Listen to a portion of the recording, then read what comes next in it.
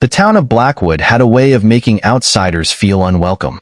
Ethan Graves knew this the moment he crossed the town limits. The road twisted unnaturally beneath his tires, the skeletal remains of dead trees stretching toward him like grasping fingers. He had chased legends before, written stories that made people question their reality, but this was different.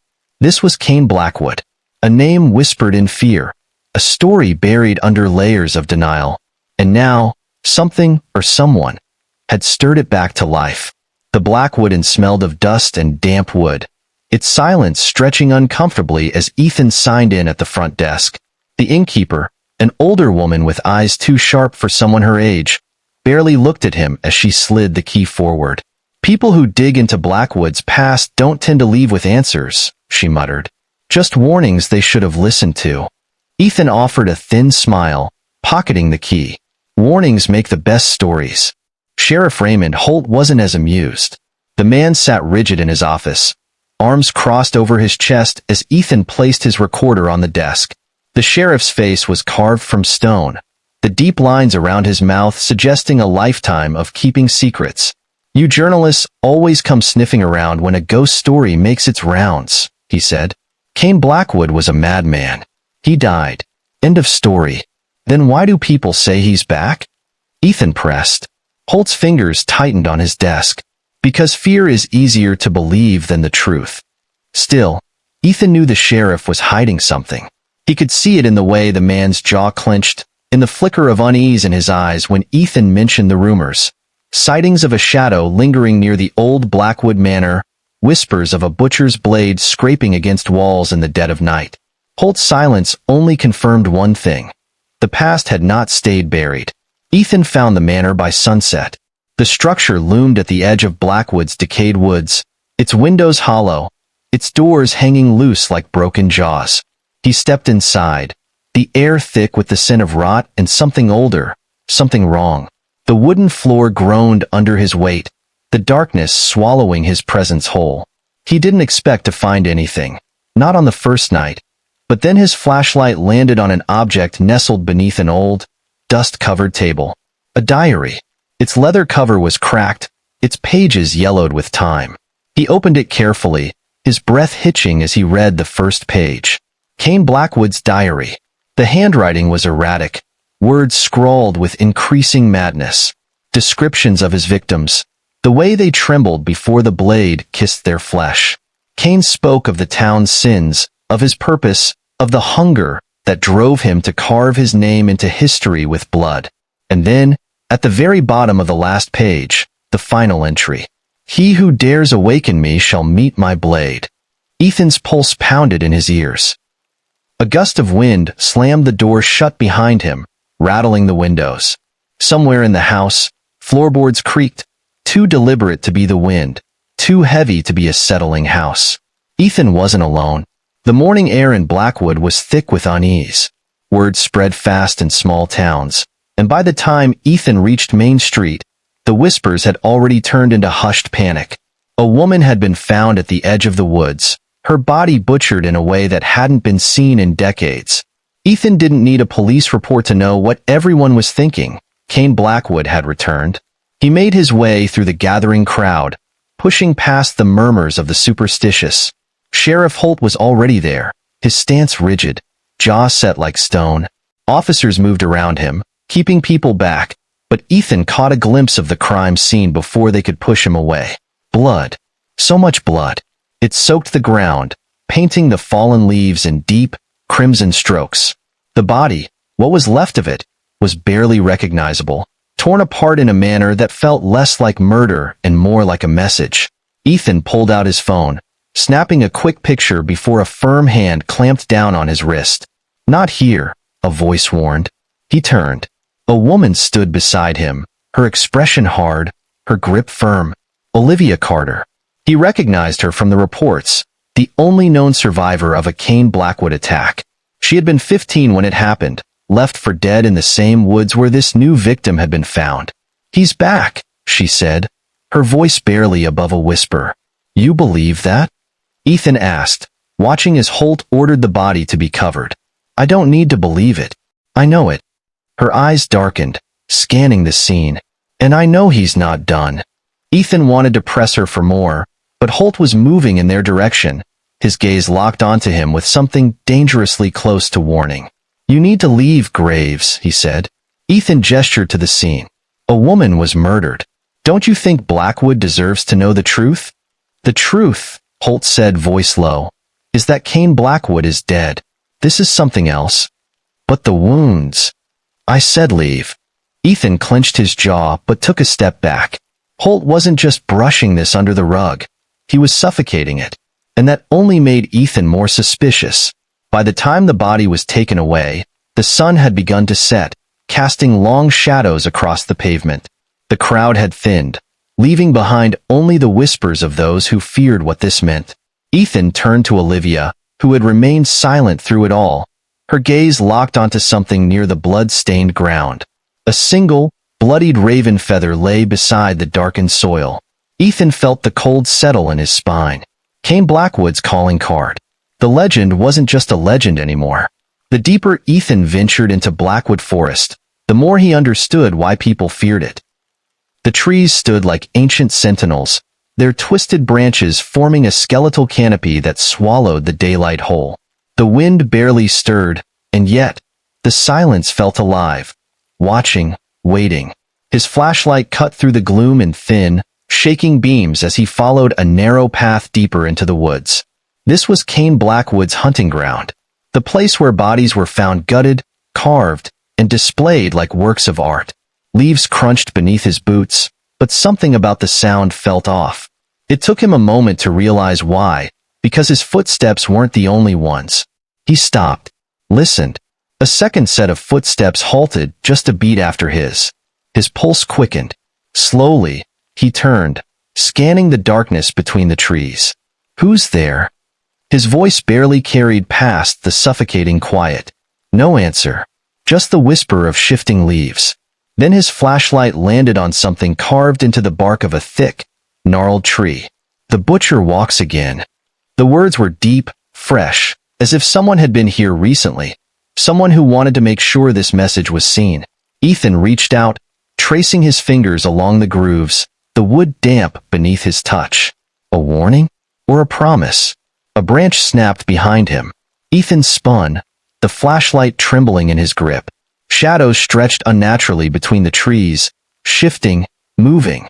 The air grew thick, suffocating, pressing against his skin like unseen hands. Then he heard it. A whisper. Soft, rasping. Ethan. His breath hitched. The sound had no direction, no source. It slithered through the air as if the trees themselves were speaking. His grip tightened around the flashlight as he took a cautious step back. Another whisper. Closer. Ethan. Then the footsteps returned. Slow, deliberate, circling. Panic clawed at his chest. He had spent years chasing ghosts of killers, but this wasn't just a legend. It was something tangible, something hunting him. The flashlight flickered, the darkness pressing in, and for the briefest moment, a figure stood between the trees. Tall, unmoving, watching. Then the light went out, and the forest swallowed everything.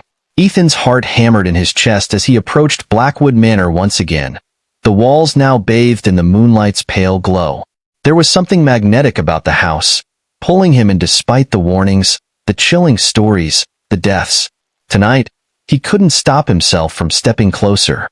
The entire town seemed to have avoided it, but not Ethan. He had to understand what lay inside. The secret that Cain Blackwood had left behind, buried within these rotting walls. He carefully made his way to the back of the manor, where the rear door hung slightly ajar, its hinges groaning in protest. The house welcomed him in with a soft, eerie creak, and Ethan slipped inside, silent as a shadow. The air was stale, thick with the smell of mold and something far more sinister. As his flashlight scanned the dim hallway, a chill ran down his spine. Every corner seemed to hold the weight of 1,000 unseen eyes. The house groaned under its age as he moved deeper, past dusty portraits and decaying furniture. There was nothing left here except the ghosts of the past, but Ethan was certain something was waiting for him, something far worse than dust and decay. He made his way down a narrow hallway, the floorboards creaking under his weight. That's when he found it, a small door, hidden behind a faded tapestry. The door was almost invisible, and for a moment, Ethan wondered if he had just imagined it. But no, his gut told him this was it. The room where Cain's madness had spilled over, the room where the darkness had festered. He pushed the door open with a soft groan, revealing a small, cramped chamber. His flashlight swept across the room, and Ethan's breath caught in his throat.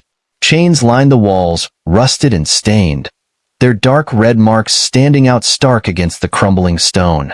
Knives, some gleaming, some dulled with age, were arranged neatly on a blood-stained table, as though ready to be used again. The walls were covered with deep gouges, slashes that could only have been made by something sharp, something deadly. The scent of old blood lingered in the air. Ethan's hands shook as he backed away from the grisly sight, but then he froze. A sound, a faint, insistent whisper, curling around his name, came from the darkest corner of the room. "You're next." The voice was a rasp, too close, too real to be a figment of his imagination. His eyes darted to the door, but before he could take a step, the room seemed to close in on him. The air thickened, and the temperature dropped, the breath in his lungs turning to fog. Ethan's heart raced, but he forced himself to move toward the door. He reached for the handle, only for it to slam shut with a deafening crash. The sound echoed through the room, and his pulse spiked in panic. He pulled at the door, but it wouldn't budge. He was trapped. The whispers came again, louder this time, filling the chamber with an overwhelming sense of dread. "You're next." The walls seemed to close in, the shadows thickening. Ethan pounded against the door, but it held firm. He wasn't alone. He could feel it. Something in the room with him, something that wanted him to stay. The whispers grew louder, a chorus of voices, and the chains on the walls rattled as though responding. Ethan's breath came in ragged gasps, his eyes wild with panic as the darkness closed around him. He had uncovered Cain Blackwood's legacy, but in doing so, he had sealed his own fate. Ethan's phone buzzed in his pocket, and the screen flickered to life with a notification. He checked it, only to find his pulse quickening in response. Another murder. This time, it wasn't just the brutality of the crime that caught his attention. It was the message. Carved deep into the victim's chest, the words, "Hunters become prey," were etched in jagged, hateful strokes. The victim's body was left in a clearing near the edge of Blackwood Forest, not far from where Ethan had wandered just days ago. As he stood in front of the local diner, reading the report, the hairs on the back of his neck stood on end. There was something wrong with the way the townspeople reacted, too calm, too controlled. They barely spoke of it. The sheriff's office wasn't saying much either, and Ethan could tell the whole town was on edge. They feared something deeper than the murders themselves. It was as though the town knew something he didn't, something he was getting closer to, something that was beginning to watch him. He couldn't shake the feeling that he was being followed. As the sun dipped below the horizon, casting the town in a long, eerie shadow, Ethan made his way toward Olivia's place. He needed answers, and Olivia seemed to know more about Cain Blackwood than anyone else in this forsaken town. Olivia answered the door, her face drawn, tired, eyes wary. She had seen what Cain had done, and she had the scars to prove it. She let him in without a word, her expression hardening as she led him into the living room. The dim light of the table lamp revealed a look of concern, something heavier than just the fear of Cain's return. "You've seen the news, haven't you?" she asked quietly. Ethan nodded, sitting down across from her. He needed her to open up, to tell him everything. "What's going on, Olivia? Why are they hiding all this?" Her eyes flickered to the window, where the faintest light from the moon cast shadows across the yard.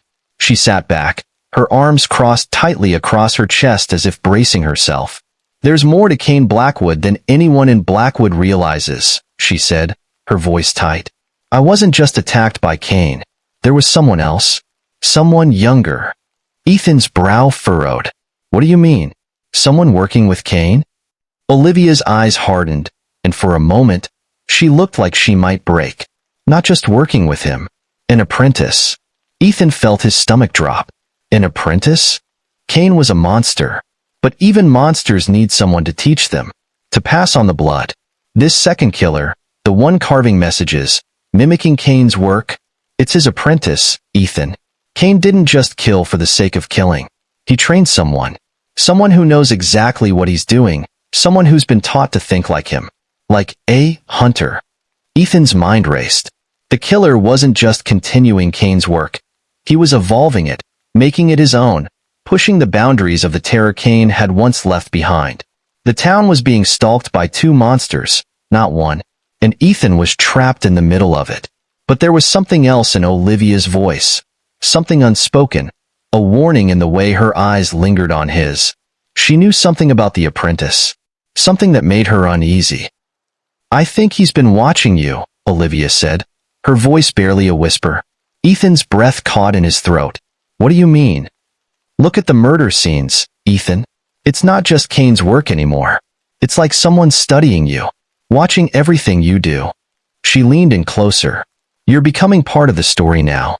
And the apprentice, he knows you're coming for him. He's been waiting." The air between them grew thick, as if the very walls of the room were pressing in. Ethan's pulse pounded in his ears, and he felt his own breath catch in his throat. The hunter had become the prey, and now, he was the one being hunted. Ethan sat in the dusty, dimly lit corner of the town's small library, flipping through the brittle pages of old town records. The files were brittle, fragile under his fingers, but he couldn't stop now. The truth had to be somewhere in these pages. He could feel it in the pit of his stomach, the lingering sensation that the town was hiding something far darker than he could have ever imagined. The rumors about Cain Blackwood never seemed to align with the facts. His eyes scanned the words, slowly piecing together a narrative that had been buried for decades. The official records of Cain's execution were vague, full of holes, and riddled with contradictions. The man had been condemned to death for his murders, but the execution had never been properly documented. No one in the town could remember the exact day he was killed. It was as if his death had been erased from history. The unsettling thought gnawed at Ethan's mind. What if Cain had never been executed at all? What if he had been set free, his death merely an illusion, a lie to keep the town from spiraling into chaos? Determined to find answers, Ethan drove to the old cemetery the next morning. He knew there was one man in town who might know the truth, the town gravedigger, a quiet man who rarely spoke of anything but his work. Ethan had heard rumors about the man's knowledge of Blackwood's past, and it was time to see if those whispers were true. The cemetery was eerily quiet as Ethan approached the gravedigger's small shack. The man was hunched over a weathered gravestone, his spade digging into the earth with slow, deliberate movements. Ethan cleared his throat before stepping forward. "Excuse me," Ethan called. "I need to ask you about Cain Blackwood." The gravedigger paused, his hand frozen in midair, as if he had expected this moment. Without looking up, he rasped, "I've been waiting for you." Ethan's stomach churned. There was something unsettling in the gravedigger's tone, a depth of knowledge that chilled him. "Cain's coffin," the gravedigger continued, lowering his spade and turning to face Ethan. "When they exhumed it, it was empty. No body, just dirt." Ethan's blood ran cold. He had heard the stories, but to hear it spoken aloud was something else entirely. "But the records say he was executed." The gravedigger shook his head slowly, his eyes filled with something ancient and knowing. "Those records aren't worth the paper they're printed on. Cain Blackwood never died. They made you think he did. They lied." A shiver ran down Ethan's spine, and he stepped back. Then where is he? If Cain Blackwood's body was never in that coffin, where is he now? The gravedigger's voice dropped to a near whisper. "Some things are buried so deep, they don't stay dead. Cain's alive, Ethan. But he's not the only one." Ethan's heart raced as the implications of the gravedigger's words sank in. He wasn't just dealing with Cain's ghost or an apprentice. There was something far worse. Something much older. Later that day, as Ethan walked through the streets of Blackwood, his mind was spinning with the information he had just uncovered. The town was not what it seemed. The people weren't just afraid of Cain. They were afraid of something else. Something far worse than death. But it wasn't just the town's dark secrets that sent chills through him. There were new reports coming in, More victims had vanished without a trace, just like in Cain's time. People were disappearing before they were even killed, just as the townsfolk had claimed in hushed whispers for years. Ethan's phone buzzed in his pocket. He pulled it out and stared at the message from Olivia. They're not just missing. They're being erased, Ethan. And Cain's curse is starting again. You have to stop him before it's too late. Ethan's pulse quickened. The message confirmed what he had feared. Cain was still alive, and the curse was still in motion. The truth was far darker than anything he had imagined. The town, the history, the murders, they were all connected by something that had been buried alive, and now, it was awakening once more.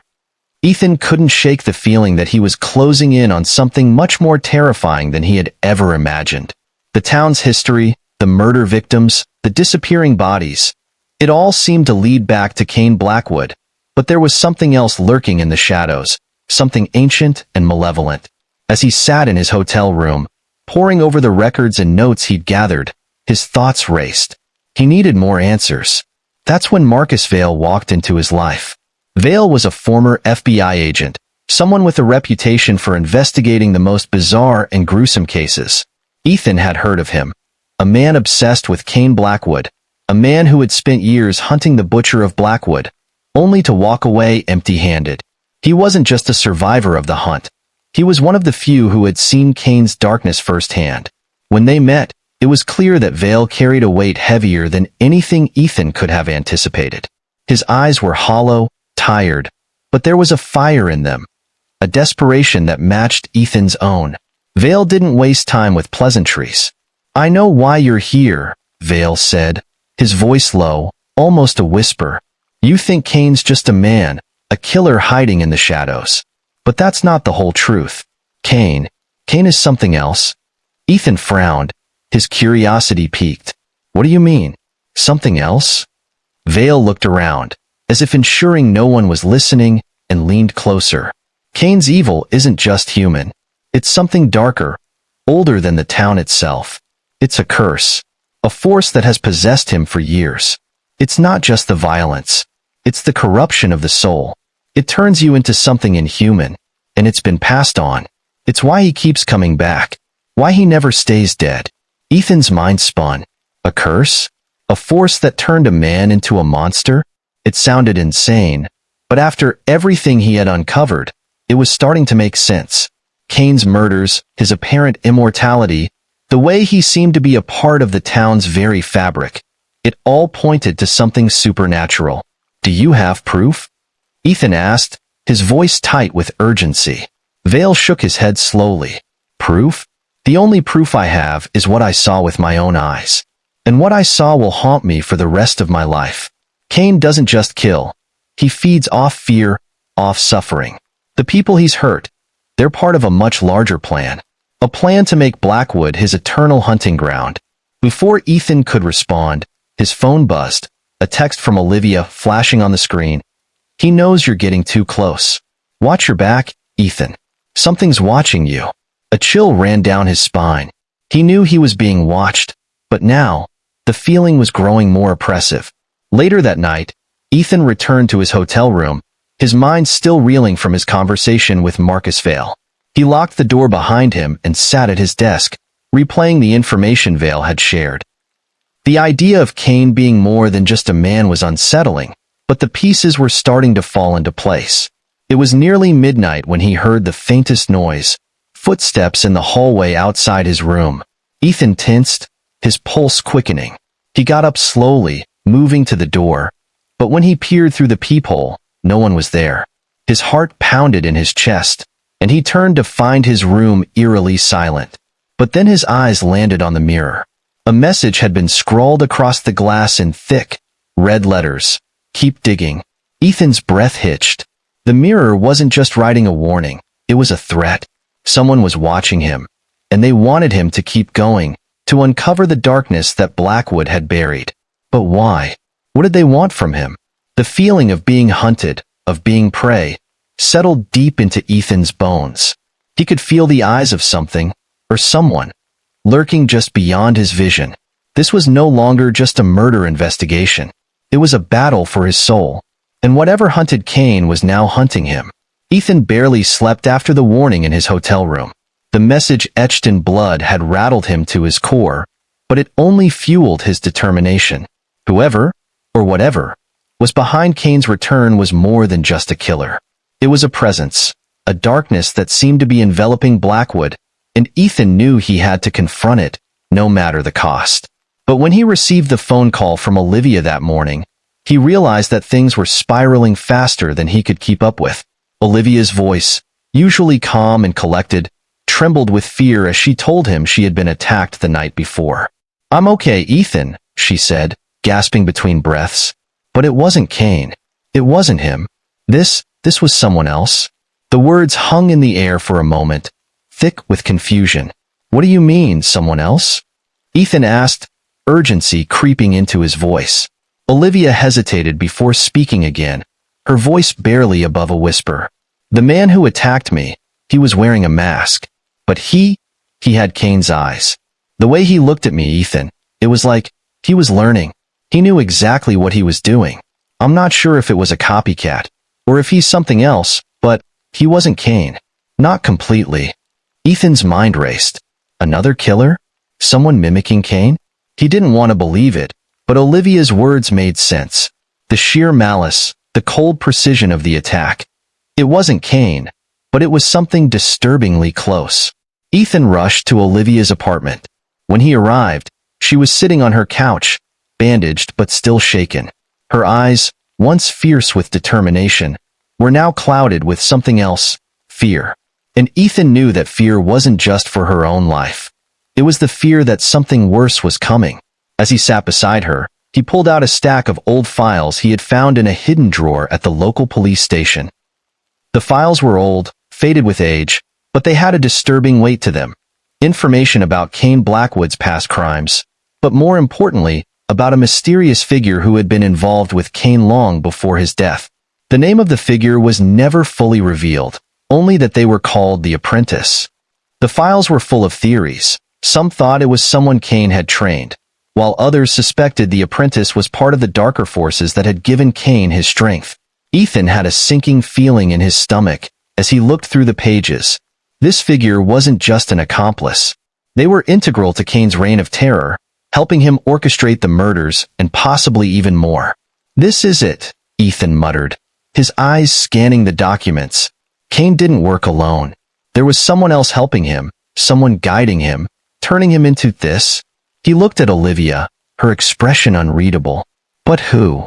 Olivia's voice broke through his thoughts. "I think I know what this is. Cain was never just a man. He was something more, something worse, and this apprentice. They're carrying on his work.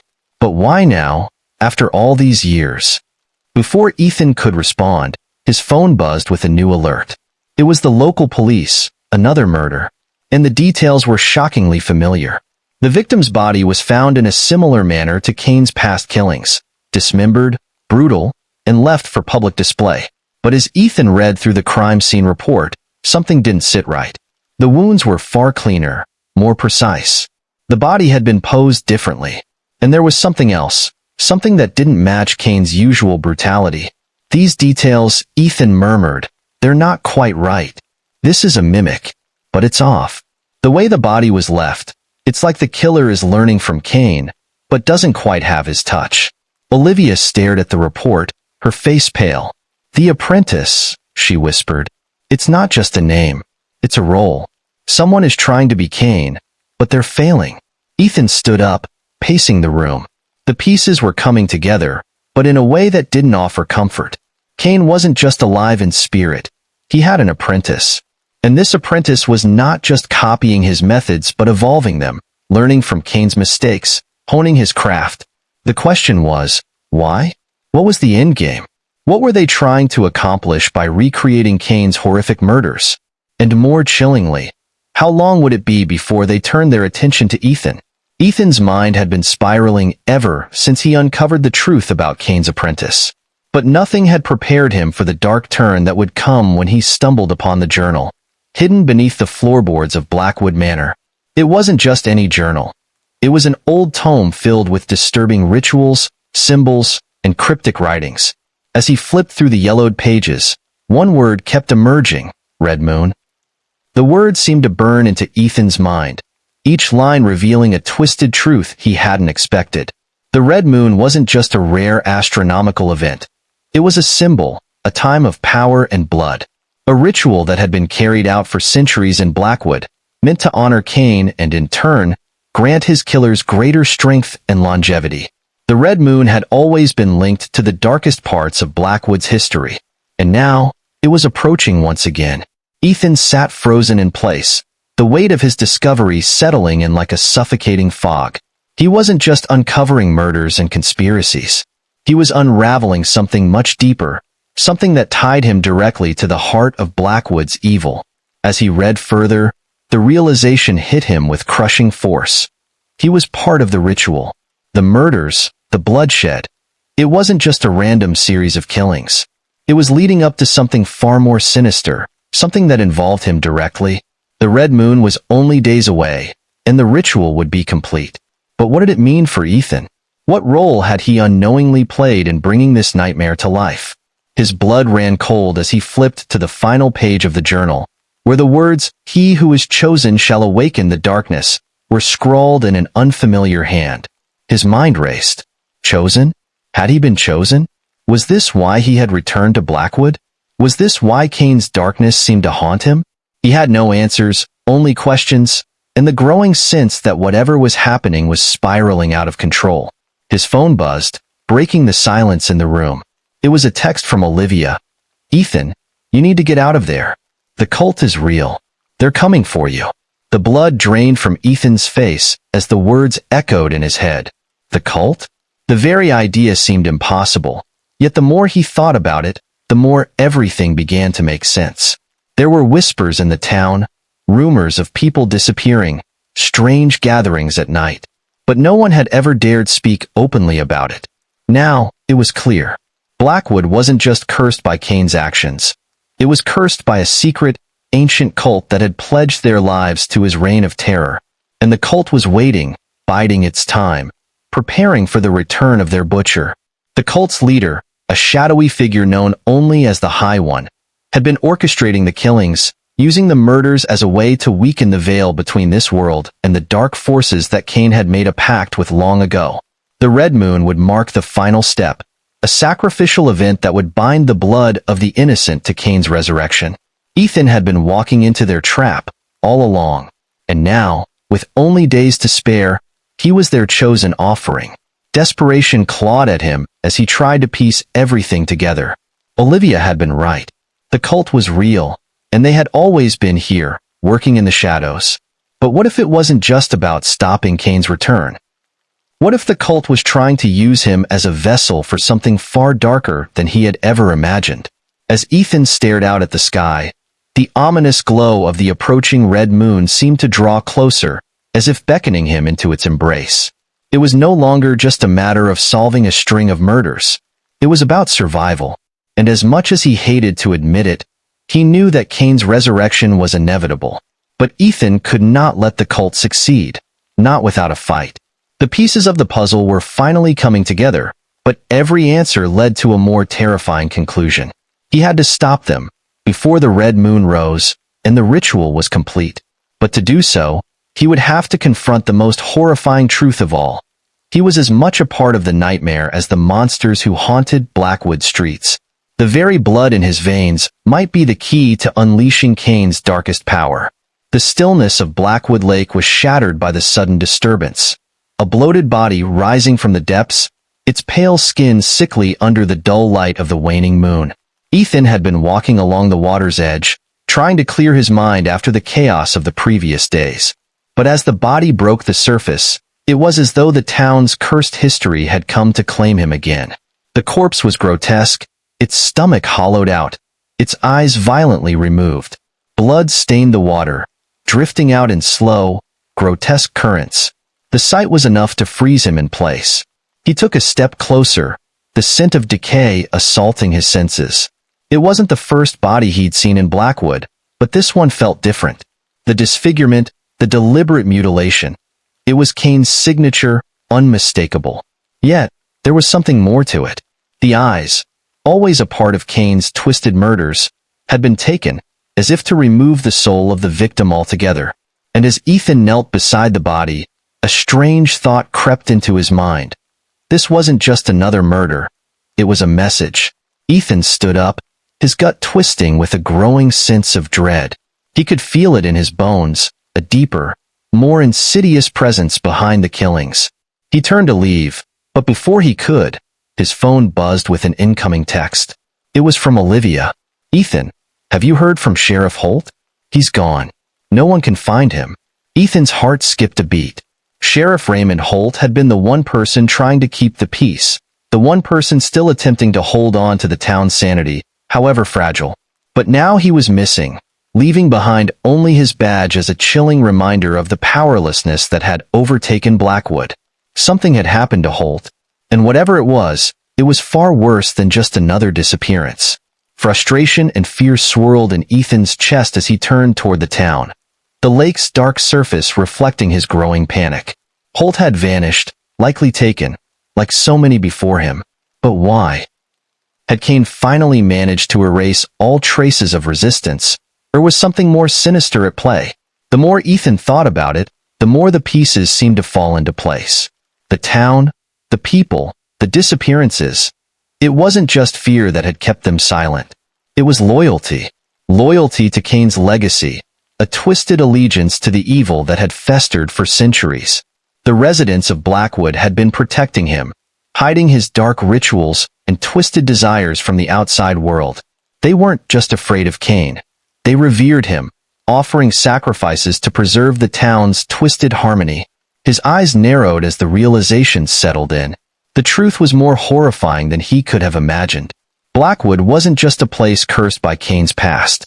It was a town actively feeding the monster, allowing the killings to continue as part of some sick, unspoken pact. Ethan had thought that exposing the truth would end the madness, but it only seemed to feed it, growing stronger with each passing day. With Sheriff Holt gone, the town was now entirely in the hands of those who worshipped Cain's legacy.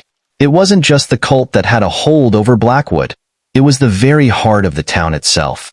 Ethan had walked into a spider's web, each thread leading him deeper into a nightmare he couldn't escape. As he made his way toward the sheriff's office, his mind raced. He had to find out where Holt had gone, but the more he thought about it, the less he was sure he wanted to know. The idea that the sheriff could be involved in this, that Holt might have been complicit in protecting Cain's legacy all along, was too chilling to grasp. But the evidence was there. He had seen it in the townspeople's eyes, their reluctance, their fear, their silence. He was standing in the heart of evil, and now he understood. There would be no help coming from the law. No one in Blackwood was going to save him. Not Holt, not Olivia, not anyone. The only thing left was survival. And even that seemed increasingly impossible as he followed the trail of blood and death further into the town's tangled history. Ethan's phone buzzed again, this time with a message from Olivia. "They're watching us. We need to leave. Now." But Ethan knew it was too late for that. Cain's legacy had already taken root, and the town was beyond saving. The lake, the body, the vanished sheriff. It was all part of the ritual, a final act before the red moon. Ethan had become entangled in a web, so thick with blood that escape was no longer an option. And as he turned back to face the dark waters of Blackwood Lake, he could only pray that he would survive long enough to expose the truth before it consumed him completely. Ethan's hands trembled as he flipped through the hidden police report he had found in a dusty drawer at the back of the sheriff's office. The report was old, the paper yellowed with age, but the ink was still legible, a grim reminder of Blackwood's darkest past. His heart pounded as he read the details of Cain Blackwood's original murders. The victims had been slaughtered in brutal, unimaginable ways, their bodies displayed in grotesque mockeries of life. Yet what struck him the most was the detail that had been buried, glossed over in favor of focusing on Cain himself. A second figure, a shadow, perhaps, or a fleeting presence, was noted at each crime scene. A second killer, or an accomplice, had always been suspected but never confirmed. No one had ever found this person, but the reports were damning. Every victim, each mutilated body, had something in common. A witness statement that described a tall, gaunt figure lurking in the background. Cain's original trial had been brief, his execution swift, but it was clear that the case had never been fully closed. And now, the truth was beginning to resurface. Ethan leaned back in his chair, the weight of the revelation sinking in. A second killer, perhaps the true mastermind, had been working alongside Cain all along. The murders had always been Cain's signature, but it was this unknown figure, who had been working in the shadows, that had driven the town's fear even deeper. As the truth settled in, Ethan couldn't help but wonder if this second killer was still around, still lurking in Blackwood. The possibility haunted him, gnawing at his mind. Who was this figure? Was he still connected to the town? Had he been the one pulling the strings, manipulating Cain? Or was he something worse, something older? The police report made it clear that this second killer had been seen at each of Cain's crime scenes, but no one had ever been able to get close enough to identify him. Was he one of the townspeople? Had he been hiding in plain sight all this time? An invisible figure pulling the strings while Cain became the public face of the terror? Ethan's stomach twisted as he thought about the possibilities. The people in Blackwood were not just victims of Cain's legacy, they were complicit. They had allowed the killings to continue, whether by ignorance or by choice. Ethan had already seen the signs, the warnings, the whispers, the strange behaviors. He had started to piece together the puzzle, but this new evidence was a missing piece, one that threatened to shatter everything he thought he knew. The town wasn't just cursed by Cain. It was cursed by something far more insidious, something that had been lying dormant, waiting for the right moment to awaken. But as he sat there, contemplating the unknown figure's role, his phone buzzed again. Olivia's message was short, but it chilled him to the core. "They're coming for us. I saw him." Ethan's blood ran cold. He had no idea who she was referring to, Cain, the second killer, or someone else entirely. But it didn't matter. Whoever it was, they were closing in. The town was closing in around him, its secrets tightening like a noose, and he was running out of time. The second killer, whoever he was no longer hiding in the shadows. He was here, in Blackwood, and Ethan had no idea how to stop him. His mind raced as he grabbed his coat and headed for the door. Olivia had seen him. The question was, had she seen Cain? Or had she seen the other killer? The one who had never been caught, the one who had been silently watching them all along. The weight of the police report still lingered in his mind. The words and descriptions burned into his memory. There was a second figure in the shadows. A second killer who had always been there. And if he was right, the nightmare was far from over. Ethan stumbled back as the grotesque mask was revealed. It sat on his doorstep like an offering, its twisted expression so lifelike that it almost seemed to twitch. The craftsmanship was disturbingly perfect. The face was contorted in an eternal scream. The skin stretched unnaturally tight over what could have been a real human face. But the most unsettling detail was the bloodstains, fresh as if the mask had just been pulled from a wound. His pulse quickened as he bent down to pick it up. The mask felt heavy in his hands, an eerie chill radiating from it, as if it had been forged from the darkest depths of Blackwood itself. He stared at it for a moment, unable to move, as something inside him began to twist, a sense of dread creeping over him like a shadow.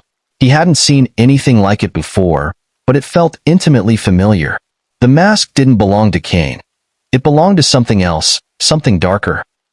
Ethan's phone buzzed sharply, snapping him out of his trance. The message was from Olivia. His heart skipped a beat as he read the words. "The mask? I've seen it before.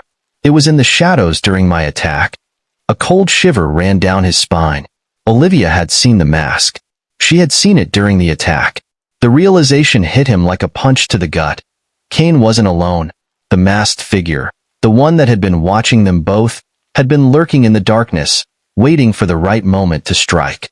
He immediately dialed Olivia's number, his fingers trembling. The phone rang several times before it went to voicemail. "Olivia, it's Ethan. You need to get out of there. The mask, it's part of this. Someone's working with Cain. Please call me back." The phone went silent in his hand as he stared at the mask, the bloodstains still fresh against the pale surface. He could almost feel the weight of the mask's gaze on him, as though it were alive, judging him. He didn't understand the significance of it, But he knew one thing for certain. Whoever wore this mask was a threat that was just as dangerous as Cain himself. His thoughts began to race. If Cain had a partner, someone who had been with him all along, then everything Ethan thought he knew about Blackwood was a lie. The killings had never been just about Cain. It was something deeper, something older, a twisted game. And he, Ethan, had somehow become a part of it.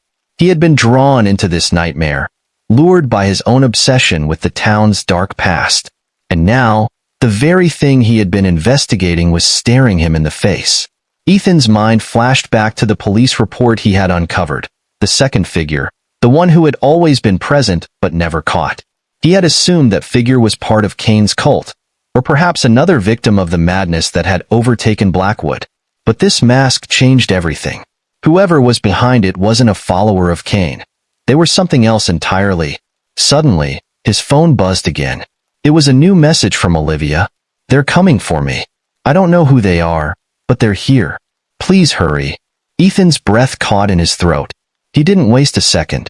Grabbing his coat and the cursed mask, he bolted out the door, the overwhelming sense of dread sinking deeper into his chest. Something was happening, something much darker than Cain's original reign of terror.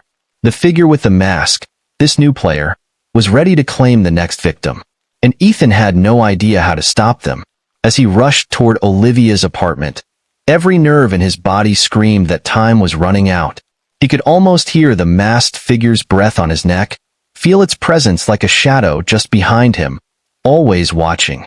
The deeper Ethan delved into Blackwood's cursed history, the closer he came to realizing the true horror. Cain's legacy was only the beginning. And now, there was a far more terrifying force in play. It wasn't just Cain anymore.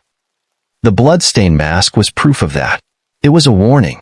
Ethan stood in the dimly lit parlor of Eleanor Reese's home, the heavy air thick with a sense of foreboding that made his skin crawl.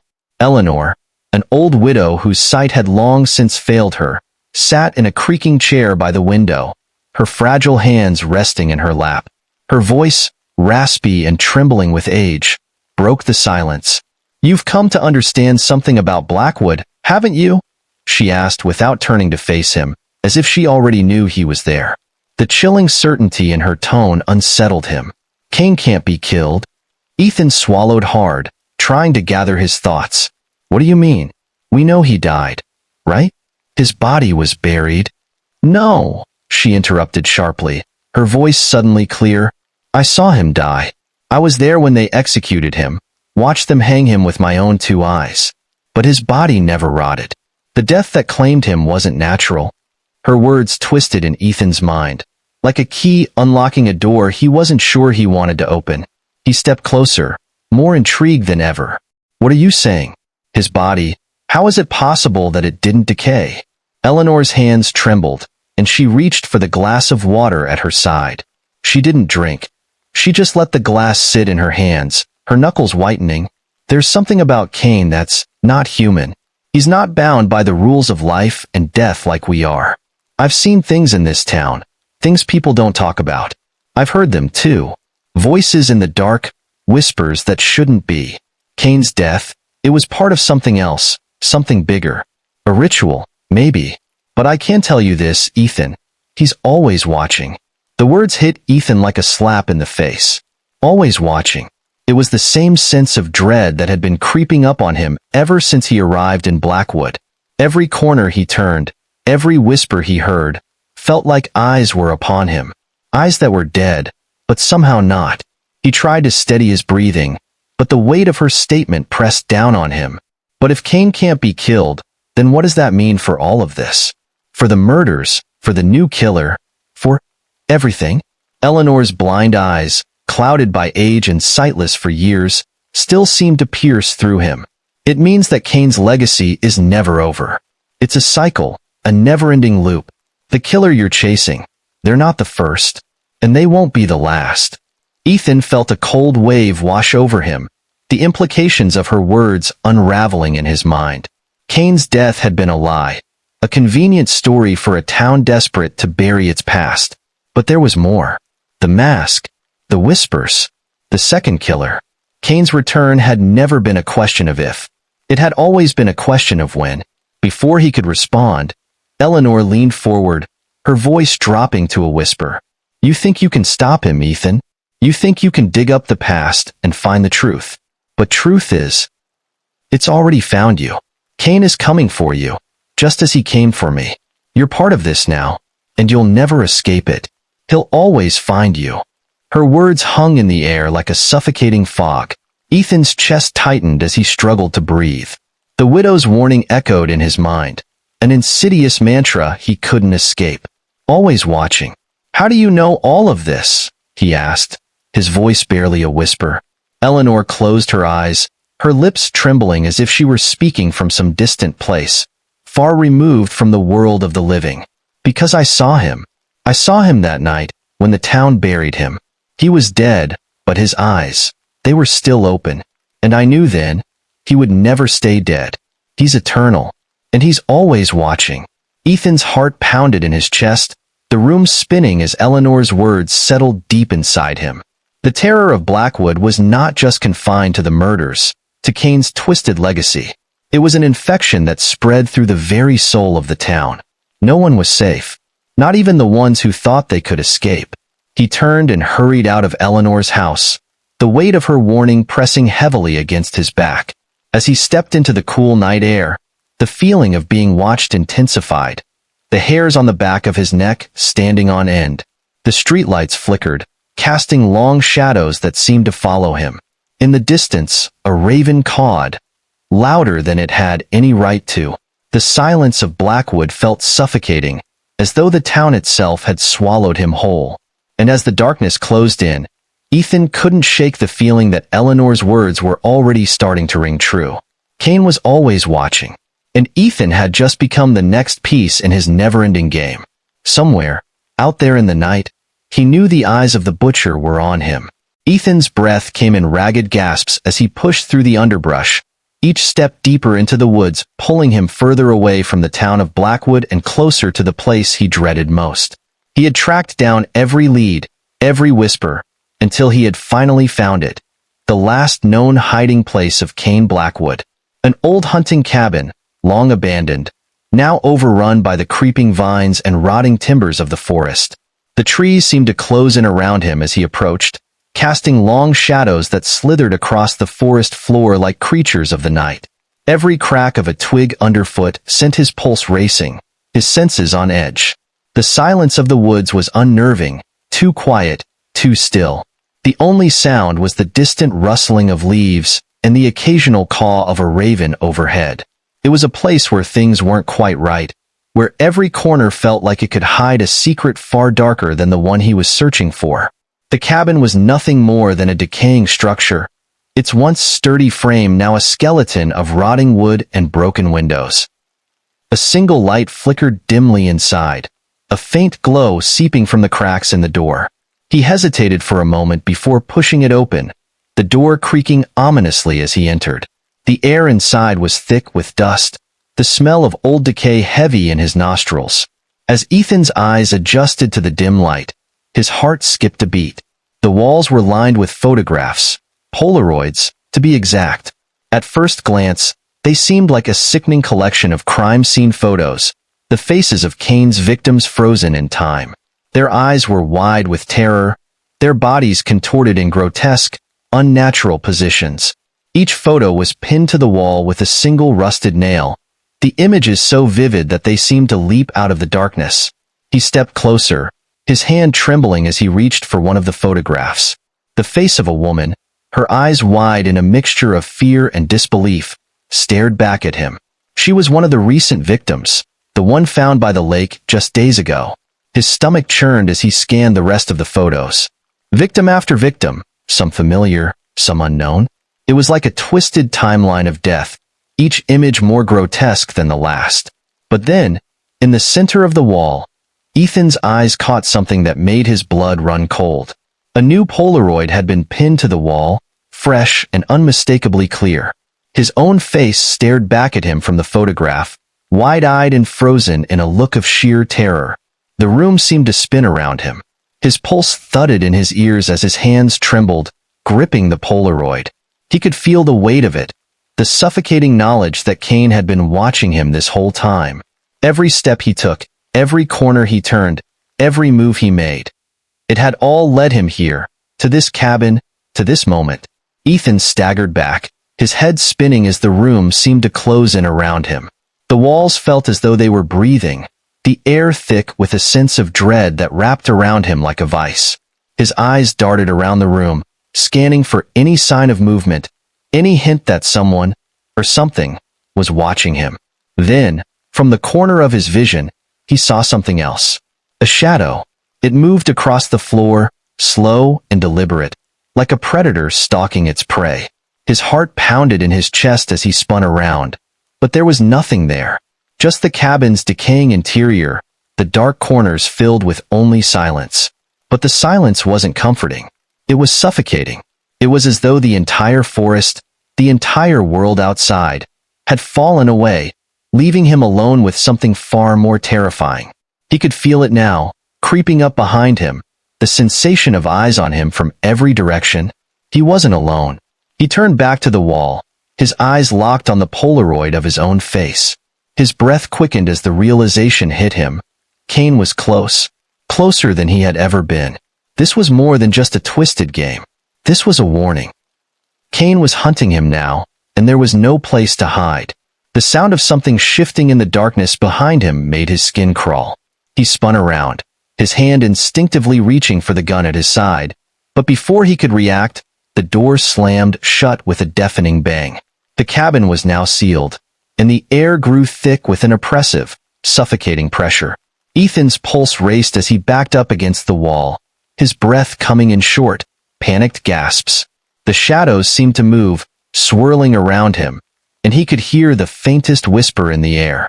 It was so quiet, so soft, that he could almost convince himself it was just the wind. But it wasn't the wind. "You're next," the whisper hissed, the voice low and guttural, like something not quite human. A cold shiver ran down Ethan's spine as he turned toward the source of the voice, his hand gripping the gun tighter. But there was nothing there. The whisper came again, closer this time, as if the darkness itself was speaking to him. Ethan's mind raced, every thought a blur as he realized the truth. He wasn't just being hunted by Cain. He was being watched by something far older, far darker. Cain was not just a man.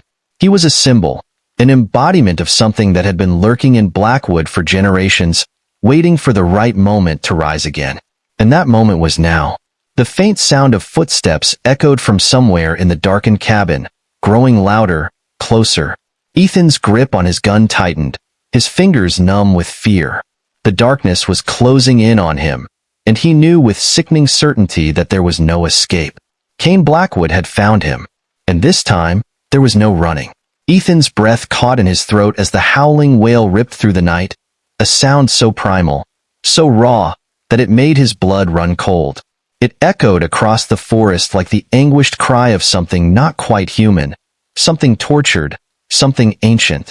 The sound vibrated in his chest, rattling his bones, and for a moment, he couldn't breathe. The trees outside the cabin seemed to sway with the intensity of it, as if the very woods were alive, mourning something, no, someone. He gripped his gun tighter, his knuckles white against the cold steel. The air inside the cabin was thick with tension, the walls feeling like they were closing in with every passing second. The whispers had stopped, but the howls were getting closer, growing louder with each agonizing breath. And then, in the distance, just past the tree line, he saw it. A shadow, barely visible in the darkness, standing perfectly still, watching him. It wasn't just any shadow. The figure was tall, looming, its posture rigid and unnatural. It didn't move, didn't flinch, even as the howls continued to reverberate through the air. The pale light of the moon barely illuminated the figure, but Ethan could make out the outline of something clenched in its hand, something glinting in the moonlight. A knife. A long, serrated blade, stained dark with what Ethan didn't want to think about. The figure's face was hidden in shadow, but the unmistakable presence of death radiated from it, like a cold wind that froze everything in its path. And Ethan knew with a sickening certainty. The butcher knew where he was. A shiver of terror ran down his spine as the figure stood motionless, the wails in the distance blending into the sound of his own heartbeat, pounding in his ears. Was it Cain? No, it couldn't be. Cain had always been a shadow, a whisper. But this figure, this presence, was something else. It was too real, too corporeal, and it was close. Ethan's mind raced. He needed to think, to act. The cabin felt like a tomb, a coffin with no way out. The windows were too high to climb through, the door too solid to break down. He was trapped. He glanced at the photographs on the wall, the Polaroids of past victims still staring back at him, frozen in terror. And he realized, with horrifying clarity, that each one had something in common. They had been watched before they were killed. He's watching me. His hand shook as he reached for his phone, but it was no use. No signal. No help. The realization hit him harder than the wails ever could. He was alone. No one was coming. No one knew where he was. And whatever that thing outside was, it was already too late to escape. The figure in the trees shifted slightly, its outline growing more defined in the moonlight. Ethan's stomach churned. He wanted to run, wanted to tear through the door, but his feet wouldn't move. The figure took a step forward, then another. Slowly, deliberately, it advanced. The knife gleamed again, its edge sharp, deadly. Ethan could feel his pulse thumping in his throat, the adrenaline making his vision blur at the edges. Suddenly, the howling ceased. An eerie silence descended upon the woods, thick and suffocating, as though the entire world had paused, holding its breath. Ethan's heart thundered in his chest. Was it gone? Had it left? No. The stillness was more terrifying than the wails ever had been, because in that silence, the only thing he could hear was the crunch of leaves underfoot. The figure was moving again, now just a few steps from the cabin. Then, without warning, the door to the cabin slammed open, the hinges screeching in protest, the force so strong it nearly ripped the frame from the wall.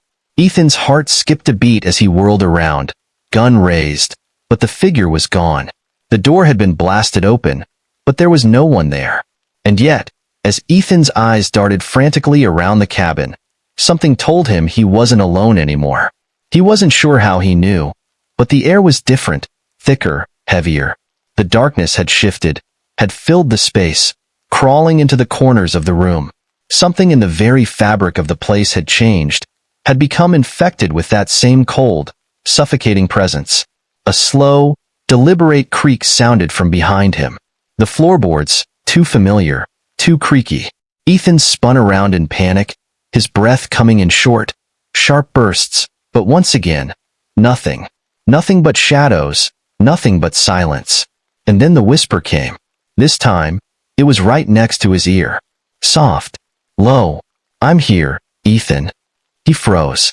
The voice was not Cain's, but something darker, something older. The voice of a killer, yes, but one who had never been human. Ethan couldn't tell where it came from, couldn't see the figure, but he could feel it. Its presence, its cold touch creeping over him like a suffocating fog.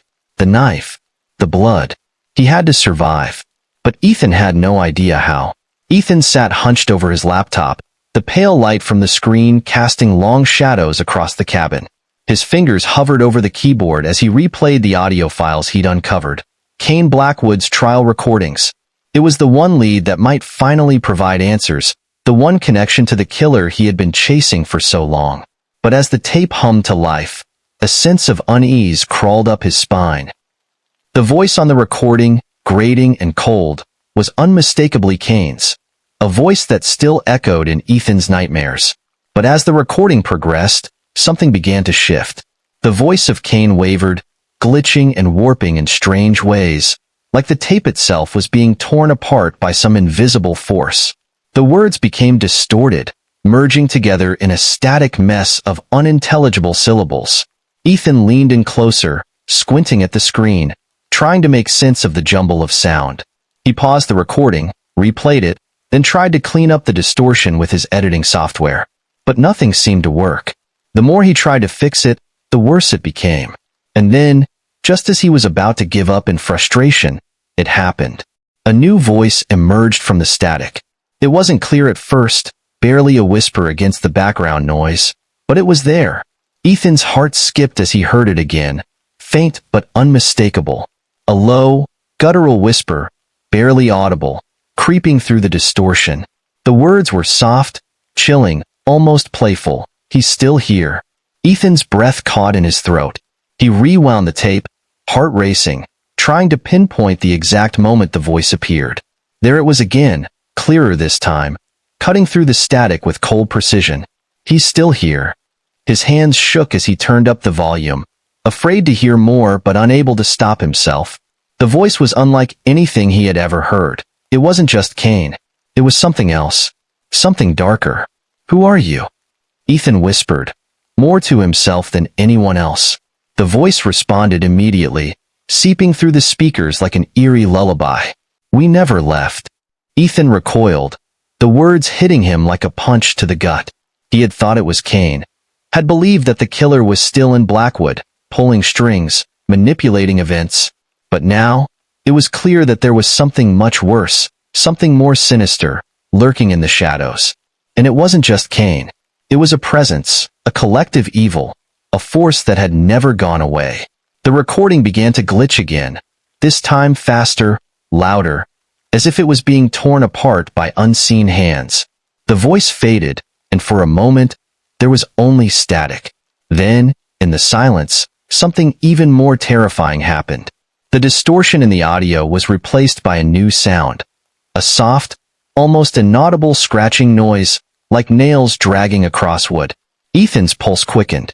The sound grew louder, more frantic, like someone, or something, was trying to break through, trying to reach him. He grabbed the laptop, slamming it shut, his mind racing with the implications of what he had just heard. "We never left." It couldn't mean what he thought it meant. Cain had died, or so he believed. But if this voice was telling the truth, if Cain hadn't died, then what had Ethan been chasing all this time? A chill swept through the cabin as the silence settled back in. Ethan could feel it now, deep in his bones. The unmistakable presence of something watching him, something waiting. He reached for his phone, desperately trying to call Olivia, but his hands were unsteady. The voice in the recording still echoed in his head, taunting him. What if the killings were never just about Cain? What if something else, something darker, had been pulling the strings all along? He needed answers, but as the words of the voice replayed in his mind, one question burned through the rest. Was Cain ever really the monster? The quiet clicking of the phone's dial tone broke his concentration.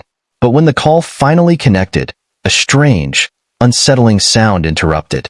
Not the usual ringing, but a low, almost inaudible buzzing, like static. Then Olivia's voice came through, but it wasn't right. There was something off about it, something distorted. "Ethan, you need to leave. Leave now. They're coming." The line went dead. Ethan's blood ran cold as he stared at the phone, realizing what he had just heard. Olivia's voice had sounded like it was being filtered through the same static, the same distortion, the same presence. He wasn't alone anymore. The scratching outside the cabin intensified. It was closer now, too close. He could feel the walls closing in, the cabin itself becoming a trap. Something was here, something far worse than Cain Blackwood, and it was making sure Ethan couldn't escape. Olivia sat alone in her apartment, the silence pressing down on her, the weight of the night suffocating her. She hadn't spoken to anyone since the call with Ethan, and even then, she hadn't felt his presence through the phone as she once had. Something had changed. Something was different. The phone rang, pulling her from her thoughts. The number was unknown, but her heart skipped a beat anyway. She hesitated for a moment, a chill creeping over her skin as she reached for the device. Her fingers were ice cold, trembling, as she pressed the green button. "Hello?" Olivia's voice came out shaky, and she immediately cursed herself for sounding so weak. There was a long pause on the other end of the line. The air in the room thickened, as if the very atmosphere had shifted. Then, it came. A voice, familiar and distant, soft and hollow, that made her stomach churn. "Olivia, is that you?"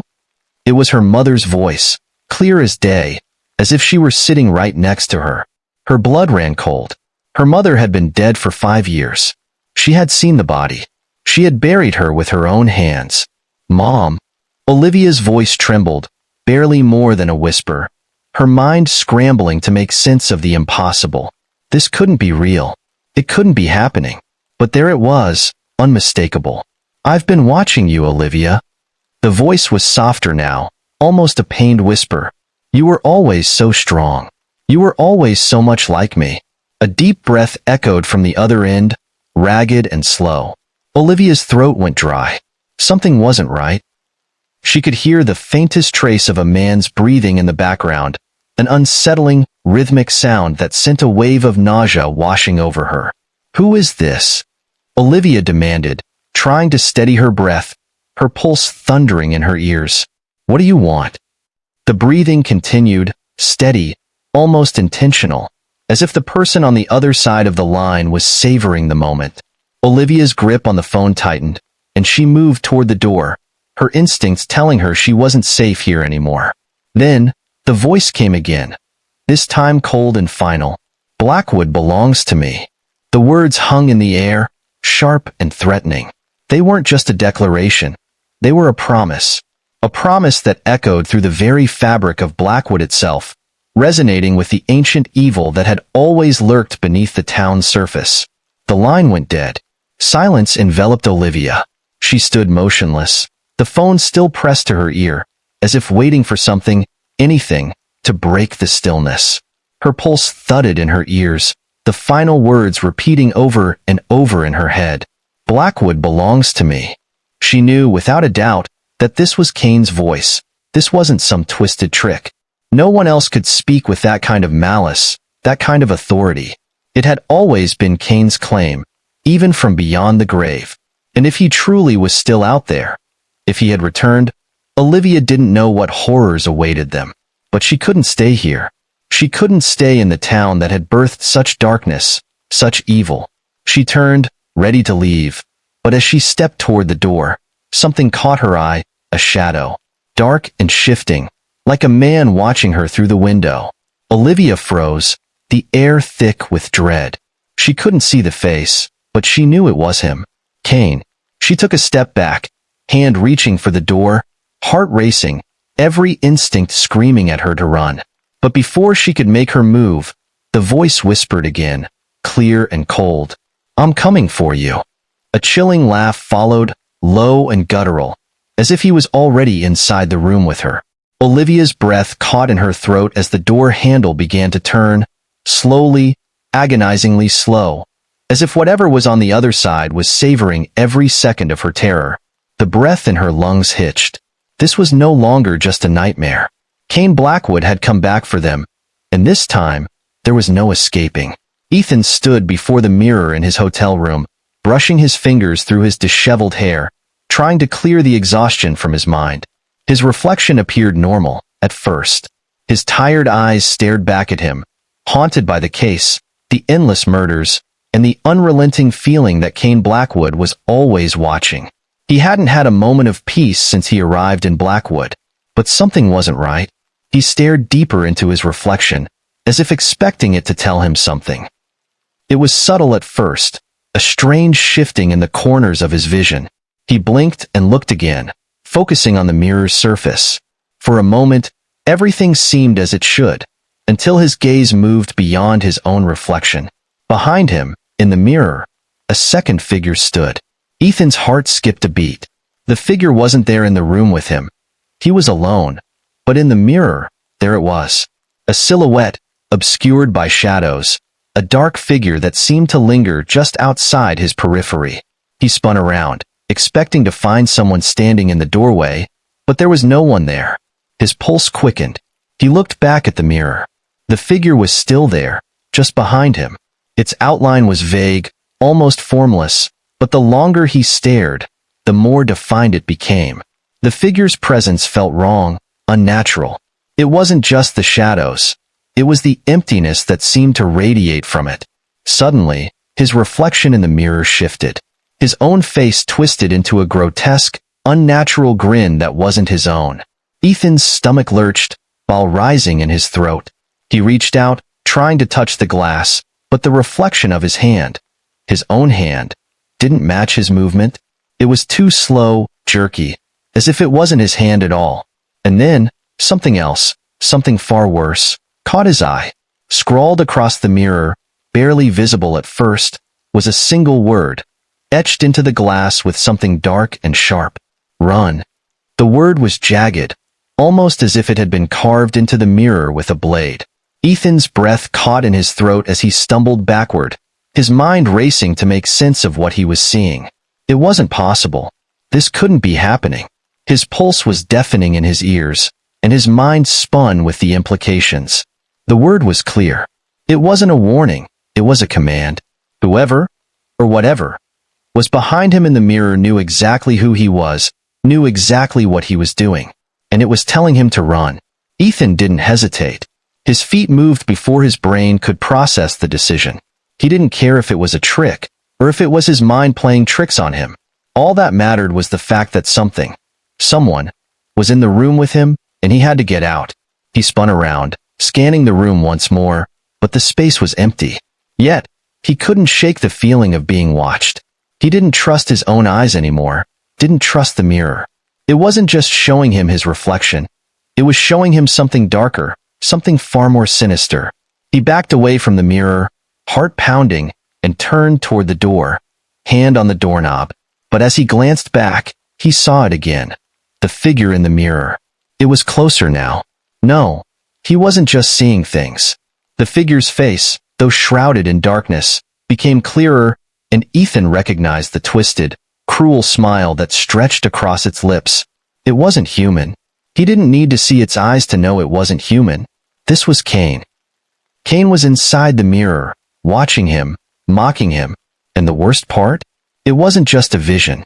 Ethan's reflection stepped forward, and so did the figure. The mirror wasn't a reflection anymore. It was a doorway. His heart raced as the figure reached out, its hand coming toward him, fingers stretching like claws.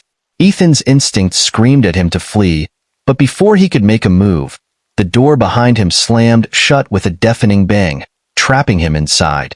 He was completely alone, but the feeling of being hunted, of being watched, was palpable, suffocating.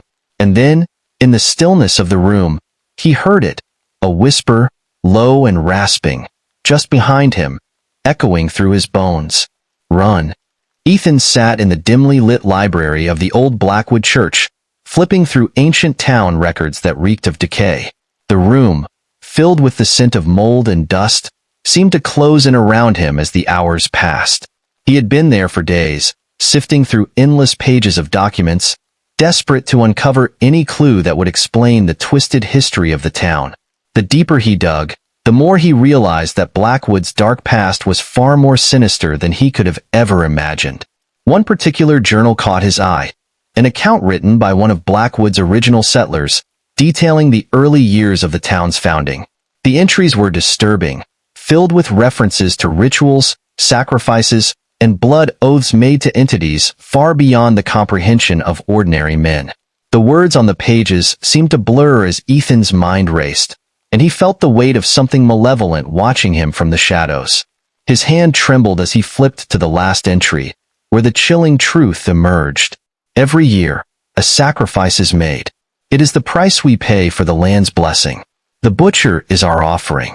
Ethan's breath caught in his throat. The words seemed to echo in his mind. A sacrifice. The butcher. Blackwood wasn't just a town. It was a place steeped in blood, bound by ancient pacts and a legacy of murder. Cain Blackwood's killings weren't random acts of violence. They were part of a ritual, a dark and twisted tradition that had been passed down through generations. The murders had always been a part of the town's sinister cycle, each life taken in service of something far more terrifying than Cain himself. As Ethan continued to pore over the journals, his eyes widened in horror. It wasn't just Cain who had been part of this ritual. He was merely a tool, a puppet of the town's curse. The original settlers had made a pact with something beyond the veil, something that demanded death in exchange for the prosperity and safety of Blackwood. Every year, they would offer up a victim, a chosen one, and the butcher was the executioner. Each murder was an offering to ensure the curse remained in place, ensuring that the town thrived, at least for a time. Ethan leaned back in his chair, his head spinning. The pieces of the puzzle were starting to come together, but the truth was more horrifying than he could have imagined. Blackwood wasn't just a town. It was a prison, cursed by its own creation, held in the grip of something ancient and unstoppable. The town had been feeding this monster for centuries, sacrificing its people to appease the dark force that ruled over them all.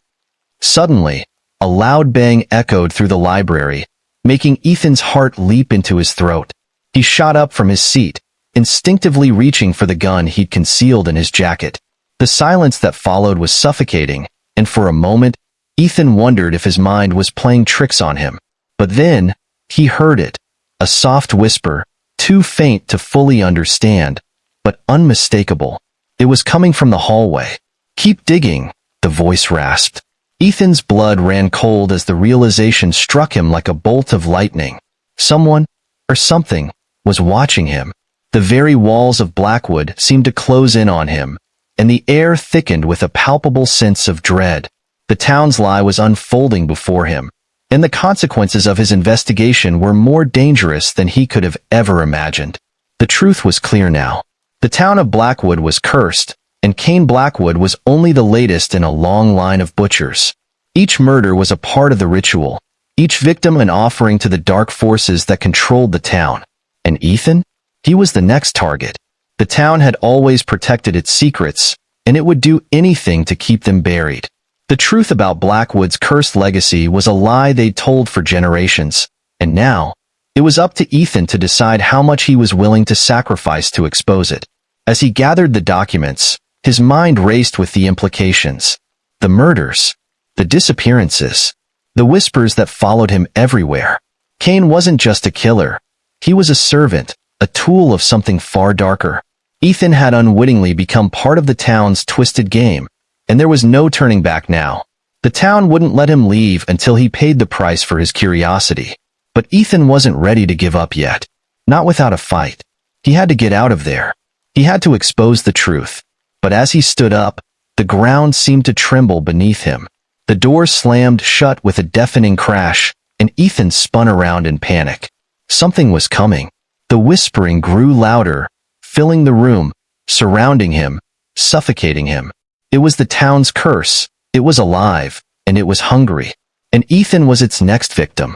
Ethan stumbled across the mask in the attic of the long-abandoned Blackwood Manor. It lay hidden in an old wooden chest, buried beneath layers of dust and cobwebs. His fingers grazed the surface of the leather, still slick with the dried blood of its original owner. The mask, with its grotesque features, twisted eyes, a cruel smile, and jagged scars carved into the material, seemed to pulse with a life of its own. A sense of dread washed over him as his fingertips brushed against the bloodstains that marked the mask's surface. Inside the chest, beside the mask, was a small, yellowed note. Ethan unfolded it carefully, feeling the weight of the words as his eyes scanned the scrawled message. "Wear me, and you will see." The note was cryptic, but there was no mistaking its meaning. He couldn't resist. This was the key to understanding the mind of Cain Blackwood, the key to unraveling the madness that had consumed this town for centuries. The moment Ethan slid the mask over his face, the world around him warped and shifted. The room vanished into darkness, and for a fleeting moment, he felt disoriented, as if the air itself was thick with malice. But then the darkness receded, and he found himself standing somewhere else entirely, a blood-soaked, nightmarish landscape that wasn't his own. His heart raced as his gaze fell upon the scene. He was in Blackwood again, but not the Blackwood he knew. It was different, darker, twisted, and covered in an eerie fog. The shadows stretched unnaturally, as if they were alive, creeping along the streets of the town. Ethan realized with growing horror that he wasn't seeing through his own eyes. He was seeing through Cain's. He could hear the rhythmic sound of footsteps, the sound of boots sinking into the dirt and blood-soaked earth. Ethan's hands, no, Cain's hands, gripped the cold steel of a bloodied knife. His breath, labored and heavy, echoed in the silence. Through Cain's eyes, Ethan watched as the town of Blackwood came into focus, seen through the distorted, sickening perspective of the butcher. Every corner he turned, every house he passed, seemed to pulse with death and decay. The air reeked of fear, and Ethan could hear the whispers of the town's terrified inhabitants as they cowered in their homes, unaware of the predator that walked among them. Ethan's heart pounded in his chest as he tried to pull away from the vision, but the mask held him in its grip. He couldn't escape. He was trapped in Cain's twisted reality, forced to witness the murders through the eyes of the killer himself. The horror was unbearable as he watched Cain stalk his next victim, a young woman, her face pale with terror, her steps faltering as she turned down a darkened alley. Ethan wanted to scream, wanted to stop what was happening, but he couldn't. Cain's mind was too powerful, too overwhelming. As the woman turned, her eyes locked with Cain's, and in that moment, she knew.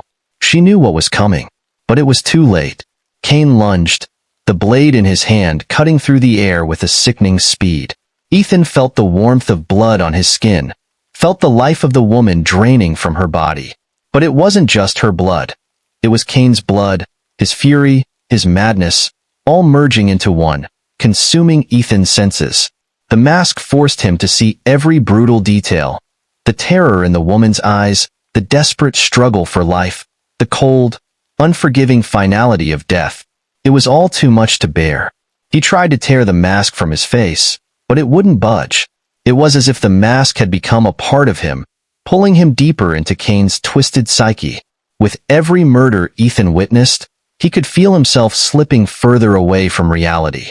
He could no longer tell where Cain's thoughts ended and his own began. The blood, the violence, the unrelenting death, it was all-consuming. Cain's mind was like a storm, tearing apart everything Ethan had known about himself.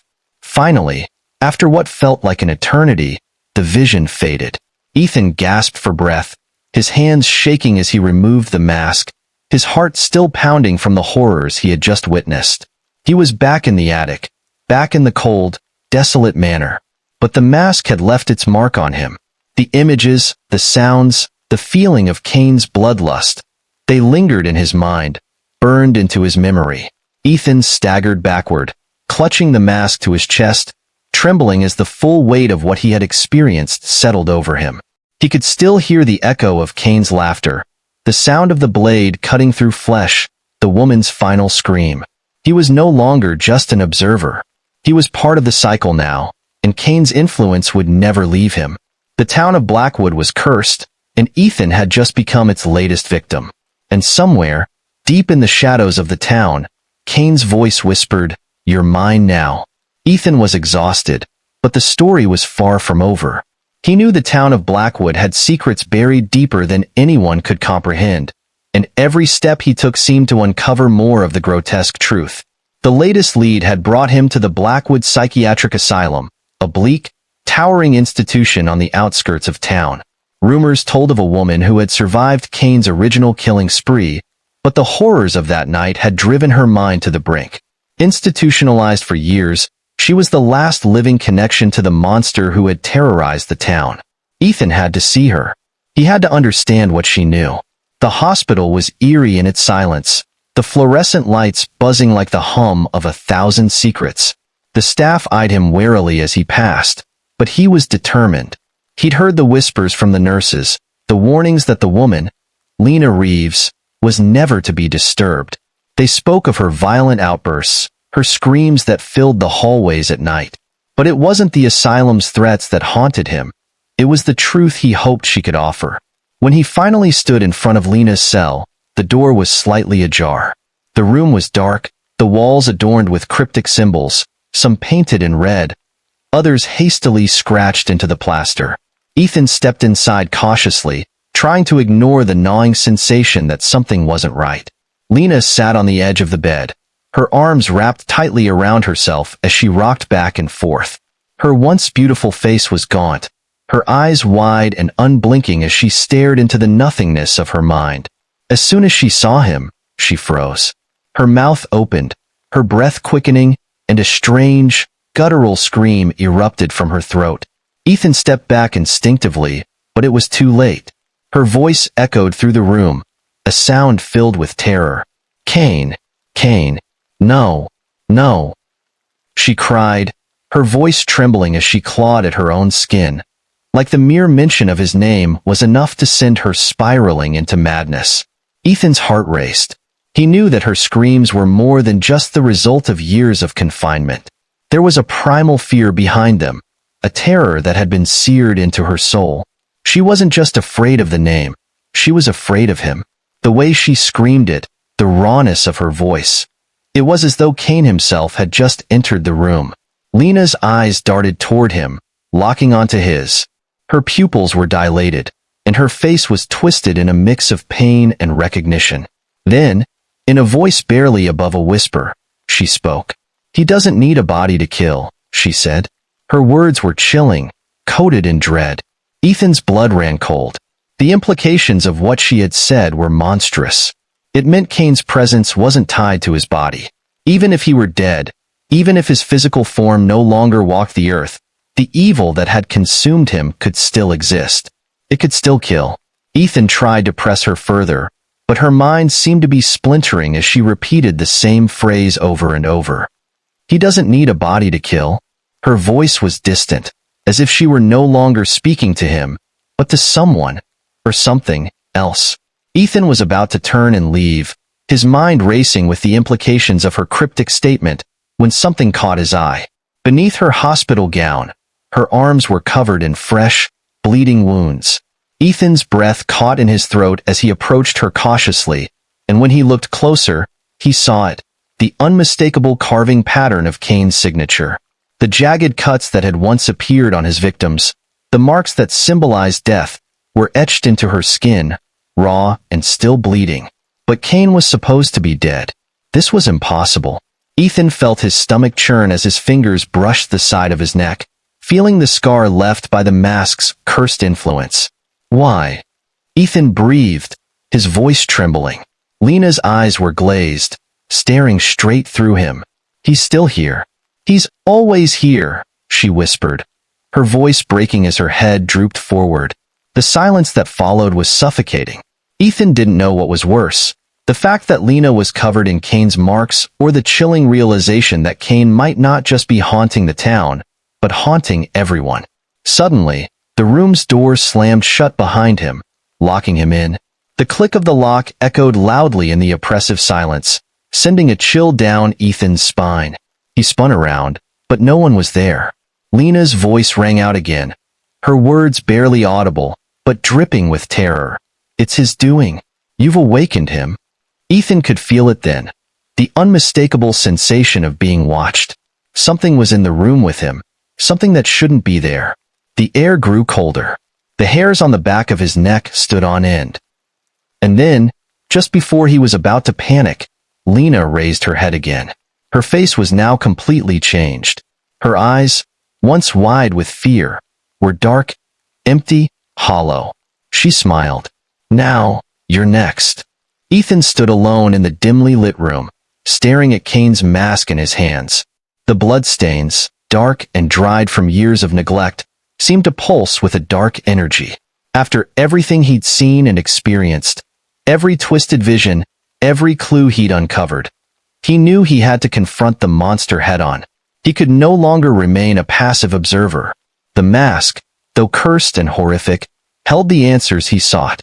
If he could just see through Cain's eyes again, perhaps he would understand the mind of the killer, the method to his madness, and, most importantly, how to stop him. With a deep breath, Ethan placed the mask over his face, the cool leather biting into his skin. The world shifted immediately, the familiar surroundings of the room dissolving into an overwhelming darkness. For a moment, he could feel nothing but the weight of Cain's consciousness closing in around him. His heartbeat quickened as the sounds of the world around him faded, replaced by the sinister rhythm of breathing that wasn't his own. Then, the vision hit. Ethan was standing in a darkened alley, the stench of rotting garbage and decay filling his nostrils. The air was thick with fog, swirling around the lamplight, casting long, distorted shadows. His hands, Cain's hands, gripped the cold, steel handle of a knife. It felt so real, as if the blade was an extension of himself. Every motion was controlled, deliberate, a masterful dance of death. In the distance, a woman screamed, her voice high-pitched with terror.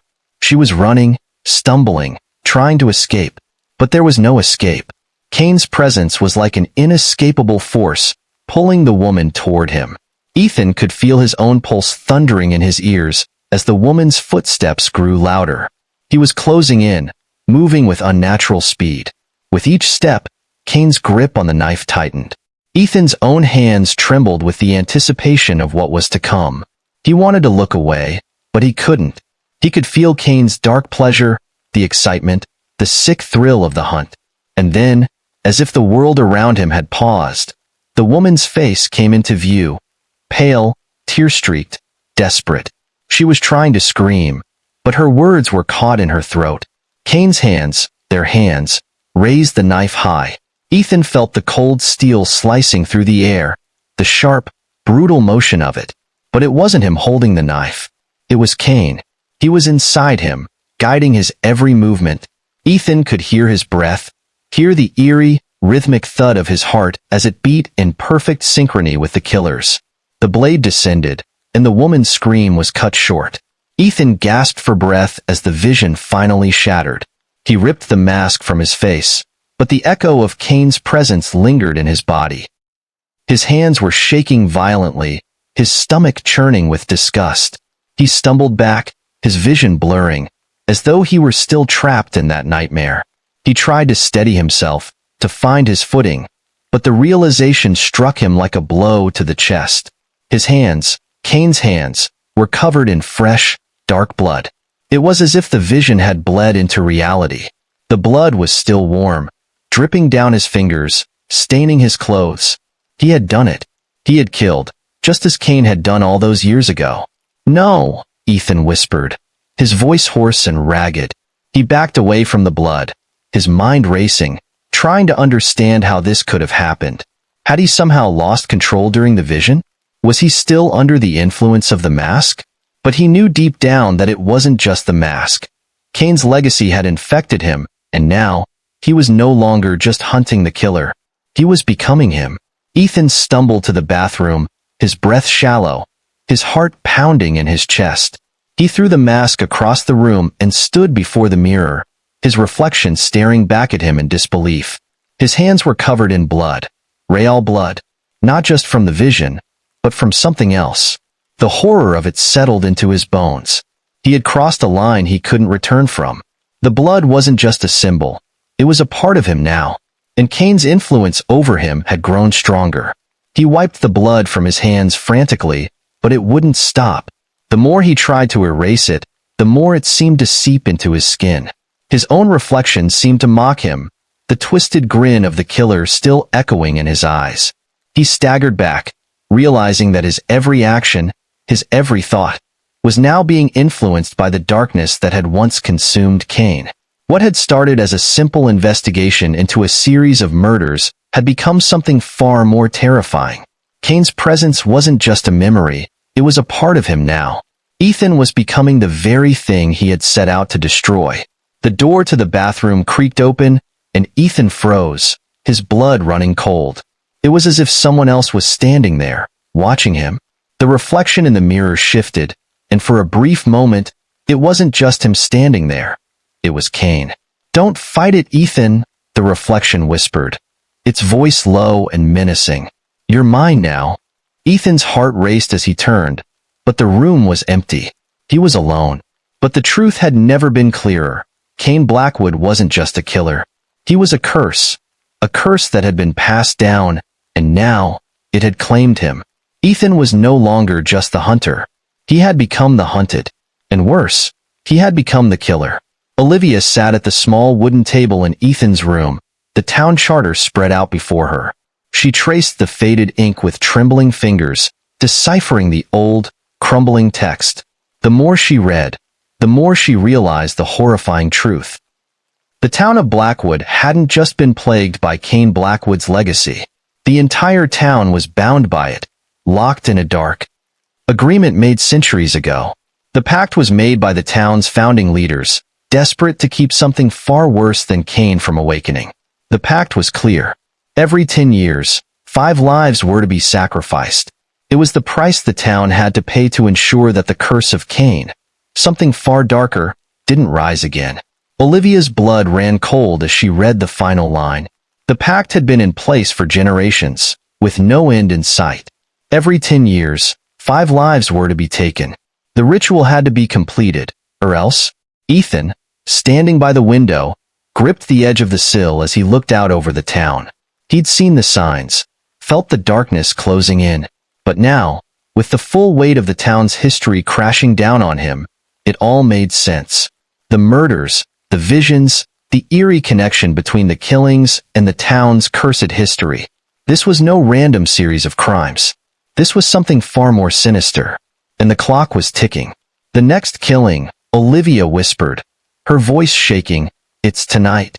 Ethan turned to her, the realization sinking in like a stone in his chest. He had to stop it. He had to. But he wasn't sure he could anymore. The blood on his hands, the mask, the constant whispers. He wasn't sure how much of himself he had left. How much of Cain had already taken over. But they had no time. Olivia's voice broke through his thoughts. "We have to stop the ritual. If we don't, Cain will return in full force. And worse, whatever he was keeping at bay, it'll be free." Ethan nodded, his mind racing.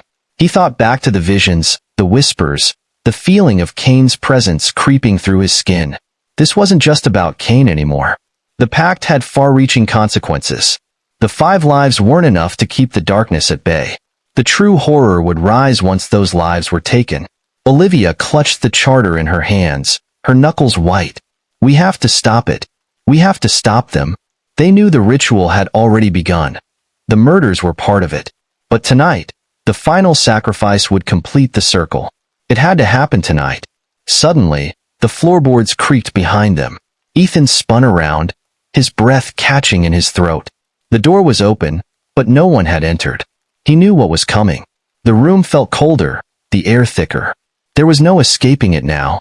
Cain's presence loomed just beyond the threshold. And then, a voice. Low, hoarse, barely a whisper. "You've seen too much," it said, echoing through Ethan's mind. The voice sounded like 1,000 voices layered on top of each other, all whispering in unison. "You've awakened me." Ethan's heart pounded in his chest as he took a step back. He didn't need to look at Olivia to know she felt it too. The darkness had found them, and the time for hiding was over. The whispers grew louder, more insistent. 5 lives. And then, like a shiver crawling up his spine, a new sound filled the room. The unmistakable clink of a knife being unsheathed. Olivia gasped, her face paling. "It's tonight. They're coming." Ethan's breath was ragged as he grabbed the nearest weapon. A broken shard of glass from a nearby mirror. He knew it wouldn't be enough. It never was. But it didn't matter. They were out of time. The town of Blackwood was ready to sacrifice again, to fulfill the curse that bound them all. And the only thing that stood between Cain and the freedom of the town's true horrors was him and Olivia. As the door slammed shut behind them, the sound of distant chanting began. The town leaders, the ones who had kept the pact alive for so long, were preparing for the final sacrifice. And Cain, the butcher of Blackwood, was coming for his prize. Ethan and Olivia had no choice. They had to stop the ritual. Tonight, or Blackwood's blood pact would ensure that Cain, and whatever lay beneath him, would awaken and take everything in its path. The town's cemetery sat shrouded in mist, the gravestones barely visible through the thick fog. Ethan stood at the edge of the old plot, the sound of crunching gravel beneath his boots the only noise in the otherwise oppressive silence. The morning air was thick with tension, an unnatural stillness hanging over Blackwood. This wasn't just another gruesome discovery. It was the final confirmation of their worst fear. The butcher wasn't just stalking them. He was marking his territory. And he had chosen his next victims. 5 graves, fresh and freshly dug, lay open before them. Empty, but for the gaping holes and the disturbed earth that seemed to pulse with a dark energy. The cemetery was quiet, too quiet, as if even the wind dared not breathe near these graves. Ethan's heart sank as he gazed into the hollow pits. The town had been haunted by Cain Blackwood's legend for so long, but it was clear now that the butcher had not merely returned. He had marked the town with his signature. A ritual as old as Blackwood itself. Sheriff Holt, still in his uniform, was found slumped in one of the graves. His face was pale, his body stiff, and for a moment, Ethan feared the worst. But as he crouched by the grave, Holt's chest rose and fell in shallow breaths. He wasn't dead. Not yet, anyway. The sheriff's once commanding presence was now reduced to a man who had been broken by something far worse than any ordinary murderer. He hadn't just been left for dead. He had been chosen, made a part of the butcher's twisted game. Ethan tried to shake him awake, his hands trembling. "Sheriff, wake up," he muttered, desperation creeping into his voice. Holt's eyes fluttered open, but his gaze was empty, distant. "It's him," Holt whispered, barely a breath. "Cain. Cain Blackwood." His voice was strained, filled with dread. "He's here. He knows." The sheriff struggled to sit up, his eyes darting around as if he could see something Ethan couldn't. Then he let out a ragged breath, clutching his side. "He took 5, Holt said, his voice shaking. "The ritual's begun. And your name. It's on the list." Ethan froze. His heart skipped a beat. His name? No, it couldn't be. But the look in Holt's eyes said it all. The butcher had made his move. He had chosen Ethan and 4 others as his next victims, his ritualistic sacrifice to whatever dark force lingered beneath Blackwood's cursed history. Olivia appeared from the fog, her face pale but determined. She had overheard Holt's words and now stood beside Ethan, her gaze flicking from the open graves to the sheriff. "We need to get him help," she said, but her voice held no conviction. Holt was beyond saving. They all knew it. "Not just him," Ethan replied, his voice steady but his mind racing. "We need to stop this. We're running out of time." Sheriff Holt struggled to speak, his voice hoarse. "You can't. Stop it. No one can. He's chosen, Ethan. Cain. Cain's always in control." The town was suffocating beneath the weight of the ritual, and the horrific truth was clearer than ever. There was no escaping Blackwood's blood pact. Not anymore. Cain Blackwood's curse, the pact that bound the town for generations, was nearing its end. And Ethan had been pulled into the butcher's game. Who else? Ethan demanded. Who else is on the list? Holt's eyes closed, his hand falling to the side. You're the last, he mumbled, his voice slipping into unconsciousness once again. 5 graves. 1 killer. Ethan stood up, looking down at the sheriff. He knew the truth now. He was next, and so were 4 others. He could feel the butcher's presence drawing closer, as if the very earth around them was pulsating with malice. Each grave marked a life, each life a sacrifice, and there were no more chances to stop it. The fog around them thickened, creeping in from the trees like something alive. Ethan's thoughts raced. He needed to find the others, the ones who were marked by Cain, and he needed to stop them from becoming the next victims. But there was no escaping the truth. Cain's ritual would come to its brutal conclusion, and Ethan was right at the center of it. As the fog swallowed the cemetery whole, Ethan heard a voice in the distance, soft at first, but growing louder with each passing second. You're next. It was Cain, or whoever had taken on his dark mantle. Ethan turned, his hand instinctively reaching for the weapon he had taken to carrying. Cain's twisted mask. But it didn't matter. It was already too late. The butcher had set his sights on Blackwood, and Ethan's name was the one that would seal the town's fate. Ethan barely had time to process Holt's last words when the sheriff's body went limp in his arms. The weight of it felt unbearable, as though a part of Blackwood itself had died alongside him. He tried to steady his breathing, but his heart raced, and his thoughts were a tangled mess. Joseph Blackwood. The name echoed in his mind, haunting him with its implication. It was the final whisper Holt had managed to give before slipping away. Olivia stood frozen, her eyes wide with confusion and fear. She hadn't heard the name, but she could see the shock on Ethan's face. What did he say? She asked, her voice shaking. Joseph Blackwood, Ethan replied, the name feeling heavy on his tongue. It's important. I don't know why, but it is. The silence that followed was deafening. The wind had picked up, stirring the fog around them, but it felt like the air had thickened with a malevolent presence. There was something about the name, something that didn't fit with the rest of Blackwood's dark history. Olivia's mind worked quickly, her investigative instincts kicking in. She turned to Ethan. "I know that name. Joseph Blackwood," she muttered, as though it were just on the tip of her memory. Then it hit her. "Cain's brother," Olivia said, her voice quiet but filled with realization. Joseph Blackwood was Cain's brother. Ethan's eyes widened. He had never heard of Joseph, at least not in connection with Cain. Every story about Cain had been about him, his horrific murders, his legend. But there had been nothing about a brother. What happened to him? Ethan asked, the question hanging between them like an accusation. Olivia paced, her mind racing as she began to piece together the puzzle. "Joseph was executed 50 years ago," she said, her voice steady now that she was following the trail. "He was convicted of a series of unsolved murders, murders that happened long before Cain's killing started. He was hanged by the town, but his death was always strange. The circumstances surrounding it were never clear. Some even say he didn't die at all." Ethan's thoughts spiraled as he absorbed this new information. Executed 50 years ago. That was long before Cain's first victims were discovered. It didn't make sense. Joseph was dead long before Cain's spree began. So how could there be a connection? Olivia's eyes met Ethan's, and for the first time, he saw fear in them that matched his own. What if Cain's killings aren't just his doing? What if Joseph is still alive? Ethan interrupted, his voice thick with disbelief. Or at least his influence is. The weight of their discovery settled over them both like a cloud of impending doom. Joseph Blackwood had been executed, but somehow, his legacy seemed tied to Cain's murders. How could that be? There was no way Joseph could have been alive all these years. But the more they uncovered, the more it seemed as though his death had been a farce.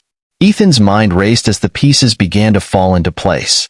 Cain had always been the figurehead of the murders, the butcher who tore through the town with impunity.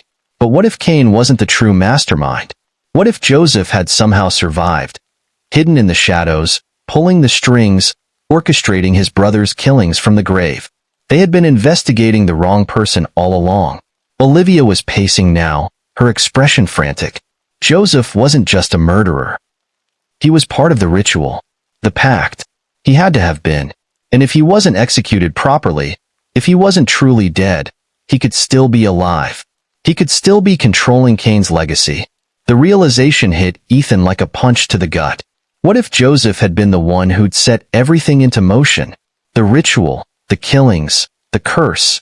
It had all been his plan from the beginning. And somehow, it was tied to the town's blood pact. Olivia stopped pacing, her eyes focused on something in the distance. "We need to find out what happened to Joseph. If we can figure out how he died, or didn't die, we might find a way to stop this." Ethan nodded, his mind already working through the possibilities. The next step was clear, but it came with a terrifying implication. They had to go back to the town's records. They had to dig deeper into the forgotten history of Blackwood. And the more they uncovered, the more they would realize that they were not dealing with one killer. They were dealing with two. A brother, dead or alive, who had set the stage for Cain's reign of terror. But as they turned to leave the cemetery, Ethan's eyes caught something in the fog, movement, something barely visible. He stopped dead in his tracks. A figure, tall and broad, emerged from the mist. It was a man, but not just any man. A figure wearing an old, tattered cloak, his face obscured by shadows. And in his hand, a blade that glinted red in the dim light. The figure took a step forward, and then another. His breath came in slow, deliberate exhalations. Ethan's heart pounded. This was it. They weren't just facing Cain anymore. They were facing the true force behind the butcher's legacy. The figure's voice rang out, cold and clear. Joseph never died. Ethan's hands trembled as he gripped the shovel, each strike of the metal against the earth echoing like a heartbeat in the thick silence of the graveyard. Olivia stood nearby, her gaze flickering nervously between Ethan and the grave. The air was thick with tension, the fog swirling around them, as though the earth itself were holding its breath. They had to know. They had to uncover the truth, even if it meant unearthing the darkest secrets of Blackwood. Joseph Blackwood's grave, the one they had hoped would hold the answers to the twisted legacy that had haunted the town for decades, was the only place left to search. Every other clue had led them back to Cain. And yet, something about the name Joseph Blackwood felt like the key to everything.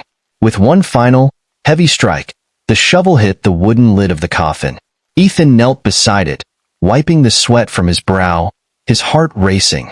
Olivia looked on, her lips tight with concern. Ethan's breath came in short bursts as he carefully pried the lid open. He expected to see a decayed corpse, the remnants of the man they thought had been executed so many years ago.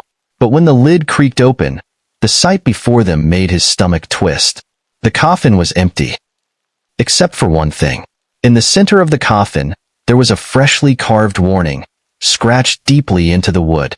The letters were jagged, as though they had been gouged by a sharp, relentless blade. "He's inside you." The words seemed to burn with an eerie malevolence. Ethan's blood ran cold. He reached for the carved letters, touching the raw wood, his fingers brushing the jagged edges. The sensation was electric, as though the message was alive. Olivia stepped forward, her breath catching in her throat. "What does it mean?" she whispered, her voice barely audible. Before Ethan could answer, a soft, unholy whisper broke the silence, low and guttural, coming from beneath their feet. It was faint at first, like a distant murmur carried on the wind. But then, it grew louder. "He's inside you. He's inside you. He's inside you." Ethan's body froze. The whisper seemed to crawl under his skin, threading through his thoughts like a dark presence. It was coming from the grave. It was coming from Joseph Blackwood. He tried to pull his hand away from the coffin's edge, but his fingers seemed to cling to the wood against his will. The whispering continued, growing louder, more insistent. "He's inside you." The words repeated like a curse, a chilling mantra that reverberated through his very bones. Ethan stumbled backward, the world around him spinning. His mind reeled with the realization of what the voice was implying. He wasn't just hearing Joseph's voice. It was as if the entity, the spirit of Joseph Blackwood, was trying to reach out, to invade his very mind. Olivia grabbed his arm, pulling him away from the coffin. "Ethan, we need to go. Now." But Ethan couldn't move. His legs felt heavy, as though they were anchored to the earth. The whispering continued, louder now, almost deafening in its intensity. It was as if the bones of the dead were speaking to him, urging him to listen, to understand. He finally tore his eyes away from the coffin, his gaze snapping to Olivia's. He's still here, Olivia. Joseph, he's not gone. He's inside me." The words barely left his mouth before the ground beneath them shifted. The earth groaned and cracked, as though the very soil had come alive. Ethan staggered backward, stumbling into Olivia, who had no idea how to react. But before she could speak, a cold gust of wind howled through the graveyard, blowing the fog into a frenzy. It felt like the dead were waking, like Blackwood itself was stirring in its grave. Ethan's heart pounded, his hands shaking. The whispering voices grew louder, now filling his head with chaotic, incomprehensible phrases. He felt his sanity slipping, like the ground beneath him was crumbling away, leaving him to fall into the abyss.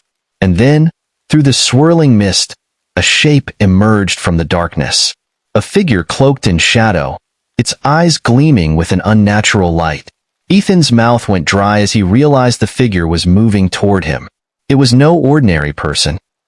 There was something wrong about it, something twisted. As it drew closer, the world seemed to bend around it, distorting in ways Ethan couldn't comprehend. His breath caught in his throat as the figure raised a hand, and the whispering stopped. "Joseph Blackwood," the figure said, its voice a low, rasping hiss. "He's inside you. He always has been." Ethan's body went cold. He tried to speak, but no words came. The figure stepped closer, its eyes glowing with malevolent intent. Ethan realized, in that moment of horror, that the whispering had never been from the grave. The grave had been a lie. Joseph Blackwood's spirit had never left Blackwood. It had been here all along, waiting, watching, whispering into the minds of those who dared to seek the truth. and now it had found him. The curse had taken root inside of him. Olivia reached out, grabbing his arm, but Ethan pulled away, his eyes wide with terror. "It's too late," he whispered, his voice barely audible. "He's inside me." As the figure's shadow engulfed them both, the last thing Ethan heard was the whisper of Joseph Blackwood's voice, chilling and victorious. "Now you're one of us." Ethan stumbled through the dense forest, his breath coming in jagged gasps, every footstep heavy with dread. The fog had rolled in thicker than ever before, blurring his vision and muffling the sounds around him. His senses felt dulled, as if the world itself was closing in on him. Every snap of a twig beneath his feet, every rustle of leaves, sent a wave of anxiety through his body. He had to get away. The figures in black robes had come from nowhere, emerging like shadows from the trees, surrounding him in the eerie silence of the woods. They moved with uncanny precision, no words spoken between them, just the sound of their heavy breathing and the rustling of their robes as they closed in. Ethan's heart raced as he ran, barely avoiding the outstretched hands that seemed to reach for him, their fingers like talons in the moonlight.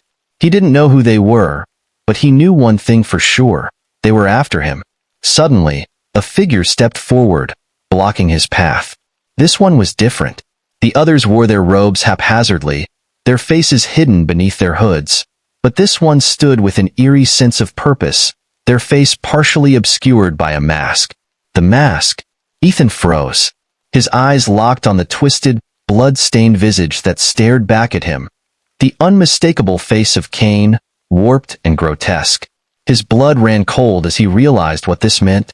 The cult, the robed figures, they knew. "You're too late," the masked figure whispered, its voice rasping, distorted by the mask.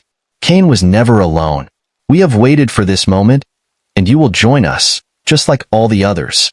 Ethan's heart slammed against his ribcage as he tried to take a step back, but before he could react, another figure lunged forward, grabbing him by the shoulders with a vice-like grip. The others closed in, their hands reaching out, their faces hidden in the shadows of their hoods. Ethan fought, struggling to break free, but it was like trying to escape a nightmare that had no end. With a surge of adrenaline, Ethan kicked out, knocking one of the robed figures back into the underbrush. He spun around, ready to run, but the masked figure raised a hand, and in an instant, the others stopped. Their stillness was unsettling, like a deathly calm had descended upon them. "You cannot escape what's already inside you," the masked figure intoned, his voice soft but carrying an undeniable weight of finality. "The silent ones have waited for the curse to take root. Now, you will walk among us." The words hit Ethan like a physical blow, leaving him momentarily stunned. He tried to push forward, but a hand shot out, grabbing his arm with a strength that felt unnatural. A sharp pain shot through his limb as they pulled him toward the figure in the mask. With one last, desperate effort, Ethan yanked his arm free and bolted into the trees, his breath ragged in his chest. He could hear them following, their footfalls like ghosts in the mist, their presence unyielding, suffocating. He didn't dare look back. He knew if he did, he wouldn't have the strength to keep running. Through the trees he ran, not caring where he was going, only that he needed to put distance between himself and them. The whispers from behind him grew louder, almost as if the trees themselves were talking. "The silent ones will find you," they hissed. A snap of a twig sounded to his left. Ethan spun around, his heart pounding, expecting to see the cultists closing in. But there was nothing there, just the forest. A sense of unease crawled over him. The feeling of being watched was suffocating. He couldn't shake the feeling that they were still out there, circling him, waiting for him to make a mistake. Suddenly, the forest grew deathly silent. The wind, which had been whispering through the leaves just moments before, ceased. The air felt thick with something wrong. Ethan's pulse quickened as he cautiously moved forward, trying to sense if they were still around. But it was too late. A figure materialized out of the mist in front of him, stepping from the shadows like a phantom. This time, he saw its face. Dark, hollow eyes stared back at him from beneath the hood. The figure didn't speak, but the air around it felt charged, as if something ancient and terrifying had awakened. Ethan's breath hitched, and he stepped back. "Who are you?" he demanded, though his voice trembled. The figure slowly raised its hand and pointed behind him, where the masked figure stood. Ethan's blood ran cold as he saw the figure standing there, his head tilted, his eyes glowing faintly through the eye holes of the mask. "We are the Silent Ones," the figure in front of him said. "We have waited, and we will wait no longer." Ethan opened his mouth to shout, to run, but the words caught in his throat. The mask. The figure had Cain's mask, but there was something more to it, something darker. They were not just followers. They were the keepers of Cain's legacy. As the figure in front of him took another step forward, the masked figure slowly removed its mask. Ethan's breath caught in his throat as the face beneath was revealed. It wasn't Cain. It was someone else entirely, someone familiar. He gasped. The face was one he had seen before, in the old records, in the pictures, in the whispers from the past. It was a face he had never thought would be here, his own. "Welcome to the family," the figure said, its voice filled with a malevolent joy. "Cain never died. He was never meant to. And now, neither will you." Ethan's heart pounded in his chest as realization dawned, his blood running cold. The Silent Ones had been watching all along. They had always been waiting for the bloodline to come home. And now that it had, there would be no escape.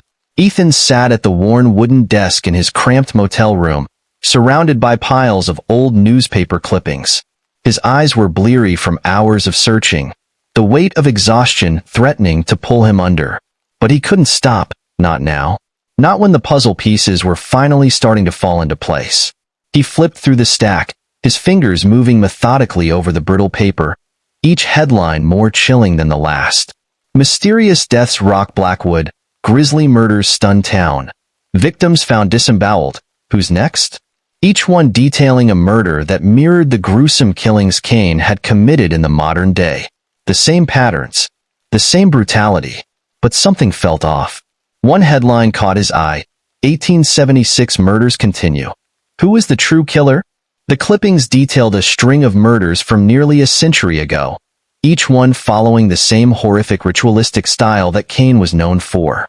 Gutted victims, eyes removed, bodies left on display for all to see. It was as if the same evil had returned to haunt the town again and again. Ethan's breath caught in his throat as he scanned the details of the murders. The victims' names, their stories, all pointed to a chilling conclusion. These killings had started long before Cain's time. And worse yet, they hadn't been isolated. No, these murders had happened in a series, a pattern that suggested they were connected to something much older, something far more sinister. He pulled out another clipping, one from a local obituary from 1876. It was for a man named Thomas Blackwood, a distant relative of the infamous Cain Blackwood. The obituary described him as a respected businessman and community leader. Yet there was something unsettling in the details, something Ethan couldn't quite place. As his eyes scanned the final paragraphs, the pieces started to fall into place. Thomas Blackwood, it seemed, had been a key figure in the events leading up to the murders. His name had been associated with the victims in some way, though no one had ever connected him to the deaths directly. And then there was the most chilling detail of all. Before his death, Thomas Blackwood had been seen near the bodies of the victims, as if overseeing the horrors that had unfolded. Ethan's heart hammered in his chest. Could it be? Could Cain's family have been involved in the murders long before he was born? What if Cain had inherited the killings, the legacy of his bloodline? What if the darkness had always been there, waiting for the right person to pick up where it had left off? There was a coldness creeping into his bones as the realization hit him with full force. He had thought Cain was the origin, the one to bring this nightmare to Blackwood. But what if that was a lie? What if Cain wasn't the killer at all, but rather a vessel? What if the evil had been passed down through generations, and Cain was nothing more than the next in a long line of killers, compelled by something much darker than mere human malice? The room felt smaller, the air thicker as Ethan flipped through more clippings. The names of the victims, the similarities to Cain's murders. It all pointed to one inescapable conclusion. Cain hadn't started the killings, he had inherited them. He was just another link in the chain of death that had been passed down through the Blackwood family. Ethan's mind raced. If Cain wasn't the true origin of the murders, who was? And if the killings were tied to the Blackwoods, how deep did this darkness run? Was the town of Blackwood cursed from its very foundation? He couldn't ignore the gnawing feeling at the back of his mind. The town's secrets, the cult, the whispers in the dark, all of it seemed to point to something much bigger, something far more ancient than he had ever imagined. The murders, the bloodshed, they were all part of a ritual, a cycle that had been set into motion long before Cain had even been born. But what was the true purpose of the killings? What was the end goal? And who would be the next victim in this twisted game of death? The truth, Ethan realized, was far more terrifying than he could have ever imagined. He grabbed his coat and bolted for the door, determined to find the answers before it was too late. The darkness had been here long before Cain, and it was going to take a lot more than just one man to stop it. But Ethan couldn't help but wonder, if the Blackwoods had been cursed all along, what chance did he have to escape it? The fire crackled as it consumed Blackwood Manor, its intense heat licking at the edges of Ethan's coat, the smoke rising into the night sky like a twisted beacon. He had hoped to end this, end Cain's legacy, destroy whatever darkness had haunted this town for generations. But as the flames spread, something strange began to happen. At first, it was nothing more than a flicker of movement, a shifting of shadows in the periphery of his vision. Ethan had learned long ago not to trust what he saw in the corners of his eyes, but this time, the feeling wouldn't leave him. It clawed at him from the inside, the sensation that someone was watching. And then, he saw it. The walls of Blackwood Manor, long abandoned, were alive with something more than fire. Beneath the burning ruins, a series of words began to emerge, as if they had always been there, hidden just beneath the surface of the decaying structure. As the flames danced, they revealed strange symbols, faint at first, then clearer and clearer until they were undeniable. "We are Cain." The phrase repeated itself, etched into the walls in a deep, blood-red hue. The letters seemed to shift and pulse, as if alive, and Ethan staggered back, his heart pounding in his chest. The words were everywhere, carved into the wood, etched into the stone, spreading like a virus across the manor's every surface. His mind reeled as the fire continued to devour the mansion, its roar growing louder with every passing second. "We are Cain," it seemed to chant, mocking him, taunting him, reminding him of something he wasn't ready to accept. Ethan's fingers trembled as he reached out to touch the wall. The blood that had soaked into the very foundation of this place, the blood that had been spilled over and over again, was still there. The flames had uncovered something that should never have been found. The hidden messages weren't just symbols or riddles. They were a confession, a revelation. Blackwood Manor was never just a home to Cain. It had been the birthplace of something far darker, something far more dangerous. The Blackwood family had never been ordinary.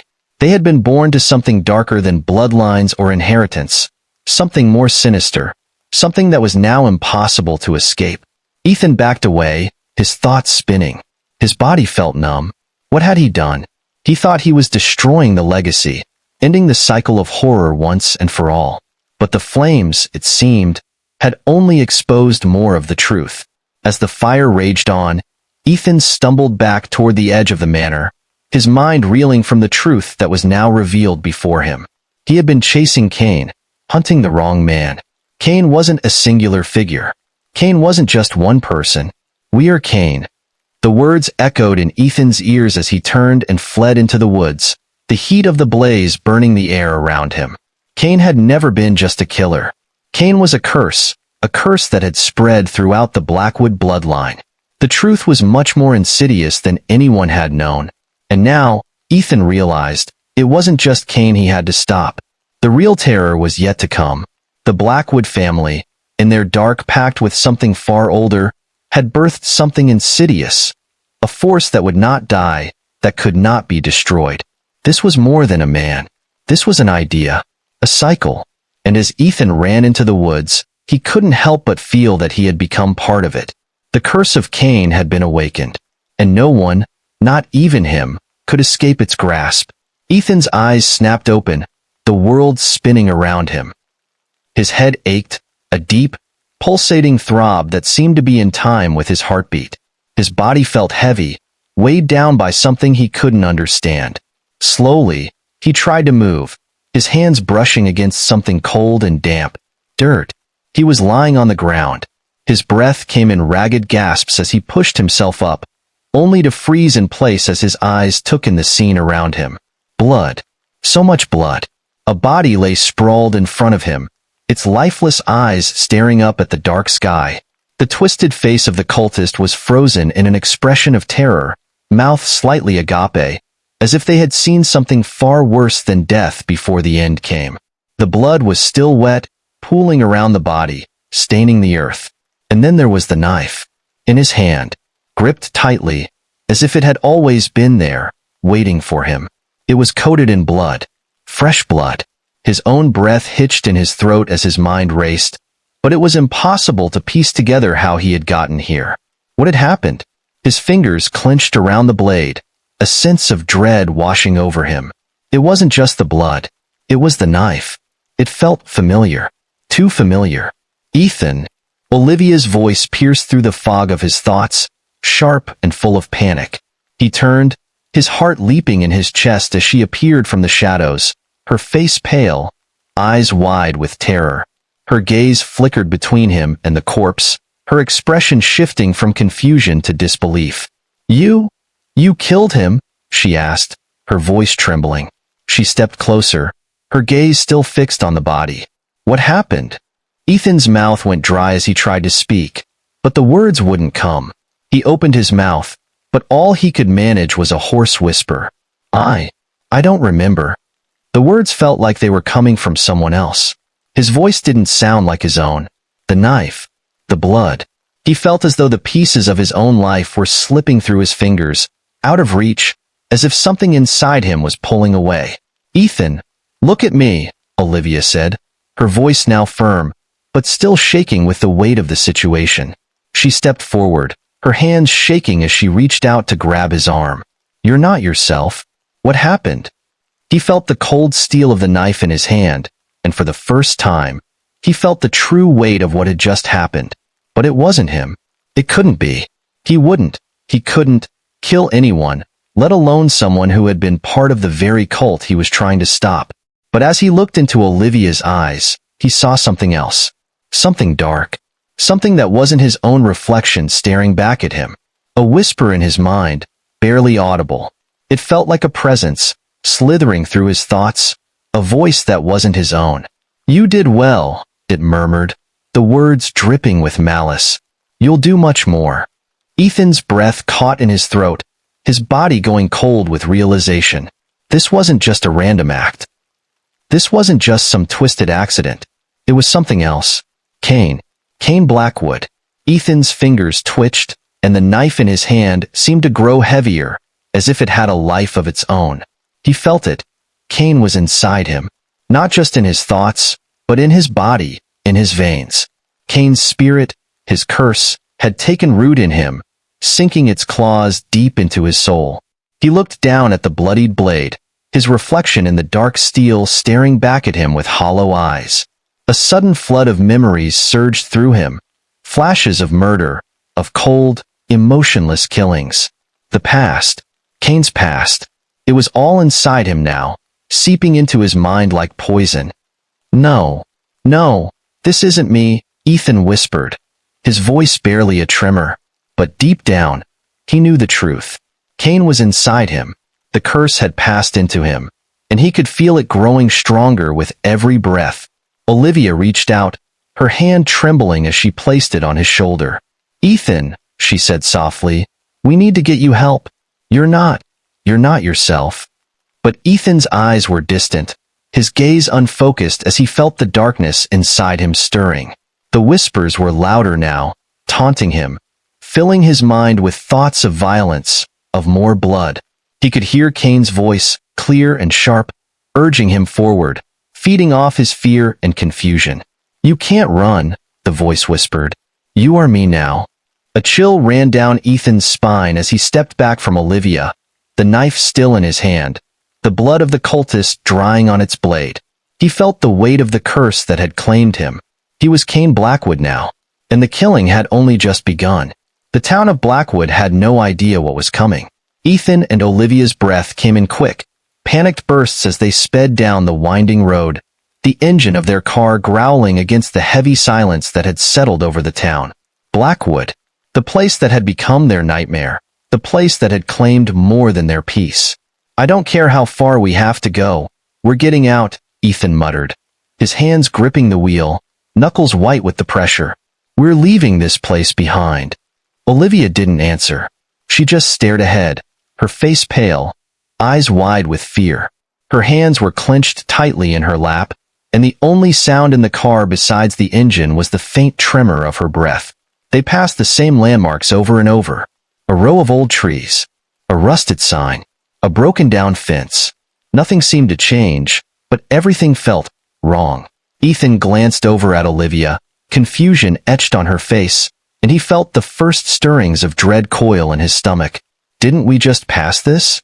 Olivia's voice was barely a whisper, filled with the same growing horror that was sinking into Ethan's bones. This looks like the same road." Ethan didn't want to believe it. He shook his head, trying to ignore the tightness in his chest. "It's just the dark playing tricks on us."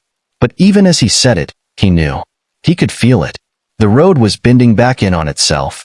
No matter which way they turned, they kept returning to the same twisted landscape, as if Blackwood itself were rejecting their escape. No, something's wrong," Ethan muttered, his grip tightening on the steering wheel as the trees seemed to stretch out toward the road, their branches twisting like claws. It was impossible. This wasn't normal. The trees began to move, slowly at first, as if they were merely shifting in the wind. But then, it wasn't the wind. Ethan's eyes widened in disbelief as the trees creaked and groaned, twisting unnaturally, their roots cracking through the earth and pulling them in closer. And then came the whisper, a low, guttural sound that slithered through the air, cold and uninviting. "Leave, leave, leave." The voice was unmistakable. It was Cain. Ethan slammed on the brakes, the tires screeching as the car lurched to a stop. Olivia gasped, her body jerking forward, but she was too frightened to speak. All they could do was listen. The whisper grew louder, more insistent, until it felt like the very air around them was thick with Cain's presence. "Don't try to run," the voice echoed, its tone drenched in menace. "You are mine. You will never leave." Ethan's heart hammered in his chest. He glanced over at Olivia, who was staring out the window, her face a mask of terror. "Olivia, we need to go. We need to—" Ethan's words were cut off as the car's engine sputtered. It died. A sudden silence engulfed them. Panic surged through Ethan's veins as he tried to restart the engine, but it wouldn't turn over. The sound of the trees creaking outside grew louder, more ominous. The whispers had turned into growls, their growling voices intermingled with the creaking branches. The trees were closing in. "Get out," Olivia whispered, her voice shaking. "Ethan, we're not leaving. We're not getting out of here. It's Cain. Blackwood, it's trapping us." He didn't want to believe her. He couldn't. But as he looked out the window, the world around them seemed to warp. The trees were too close now, their branches curving inwards like the fingers of some monstrous hand, pulling them further into the nightmare. He reached for the door handle, but the car wouldn't budge. They were trapped. Ethan slammed his fist against the steering wheel in frustration, his breathing ragged, eyes wide with fear. This isn't real. This can't be happening. But Olivia, her face pale and desperate, reached for his arm. "Ethan, this isn't a coincidence. Blackwood won't let us go. Cain, he's not just a killer. He's controlling this place. He's tied to it." The truth hit Ethan like a freight train. He looked out the window again, his gaze locking onto the trees. They were no longer just trees.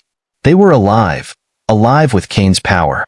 He could feel it now, a dark force swirling around them, closing in, tightening its grip. "We're not leaving," Ethan whispered, the weight of realization settling over him. "We're stuck here." And just as he spoke, The trees creaked and groaned one last time before the whispers erupted into a deafening roar. The earth beneath the car seemed to shift, as though the entire town of Blackwood was alive, moving, rearranging itself to keep them there. The doors of the car flung open of their own accord, and the cold wind rushed in. It was no use. They weren't leaving. Not now. Not ever. Blackwood wouldn't let them escape. It had claimed them, and it was never going to let them go. The town was alive, and it had Cain's curse embedded deep within its soul. They were trapped. Forever. Olivia stared at the letter in her hand, her breath catching in her throat.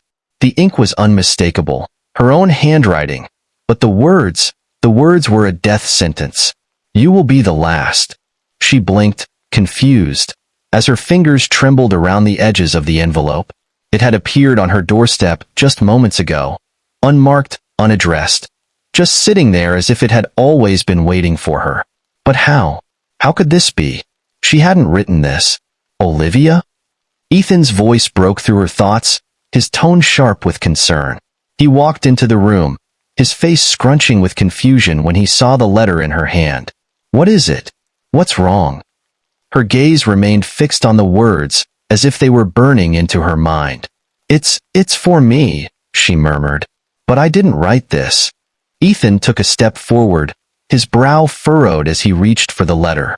He scanned the words quickly, his jaw tightening when he finished reading. No, no, no, no. His voice trailed off, filled with disbelief. Olivia turned to face him, her heart thudding in her chest. She could see the fear creeping into his eyes as the same horrible realization began to settle in.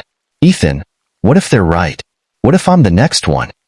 She shook her head, struggling to swallow the lump that had formed in her throat. What if I'm already too late? Ethan stepped closer, grabbing her by the shoulders, his grip firm and desperate. No, no, you're not going anywhere. You're not dying, Olivia. We've made it this far. We can fight this. We'll find a way out.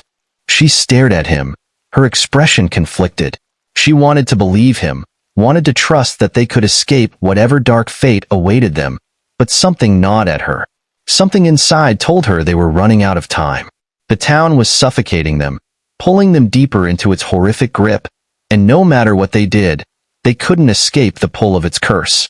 Ethan, I don't know how much more I can take, she whispered, her voice cracking. I don't know if I can fight anymore. Ethan's hands shook as he cupped her face, his eyes burning with an intensity that bordered on madness. You can. You have to. But Olivia pulled away, her expression hardening as she wiped her eyes. I can't keep living in fear. I can't keep watching my friends, my family, disappear. You don't understand. Cain's curse, it's real. And now, it's come for me. Ethan's frustration bubbled over, his hands gripping the edges of the letter, as though he could tear it apart and somehow destroy the fate it predicted. Don't say that. Don't say it like it's already over. We still have a chance, Olivia. Before he could finish, a cold, unnatural breeze swept through the room.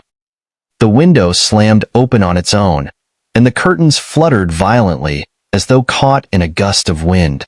A shiver ran down both of their spines. Olivia froze, her eyes darting toward the open window. Did you feel that? Ethan didn't answer at first. His eyes were locked on the space behind her, and his body stiffened, his breath shallow. What's wrong? Olivia asked, her voice trembling. She turned to look over her shoulder, but there was nothing there. Nothing visible. Ethan's hand shot out, grabbing her wrist, his grip tight and urgent. Olivia, get out of here. Now. She tried to pull away, but his hand held her in place, his fear almost palpable. What's happening? She whispered, her pulse racing. And then, just as suddenly as the chill had come, the room went still again. It was as though the world held its breath. Ethan? Olivia breathed, trying to pull herself free, but his eyes were fixed on something behind her. He swallowed hard, his face pale, his voice barely a whisper. There's something there. Something in the shadows. Olivia turned again, this time with the full weight of dread pressing down on her chest. But again, there was nothing there. Nothing to see. No figure. No sign of life. Yet the hairs on her neck stood on end, the silence deafening. Ethan stepped back, his body tense. I don't know what's happening, but something is here, watching us, waiting. Suddenly, a shadow shifted behind them, a fleeting movement, too quick to catch, as though the darkness itself was alive. Neither of them saw it, but they both felt it. The air in the room grew colder, thicker, as if the very walls were closing in around them. The whisper of Cain's voice could be heard, just faintly, like a breath against their skin, promising nothing but doom. You will be the last. The words echoed in their minds, and the fear that had been creeping into Olivia's heart now gripped her fully. Her breath caught in her throat as she turned back to Ethan, her eyes wide with terror. "Ethan," she whispered, her voice trembling, "it's coming for me." And then, from the darkness, a single, ghostly figure emerged, so faint that it was almost imperceptible. Just a blur of shadow, but it was there, and it was watching them both. Ethan's heart pounded in his chest as he and Olivia made their way through the dense woods surrounding Blackwood Manor. The silence was unnerving, broken only by the occasional rustling of branches in the wind.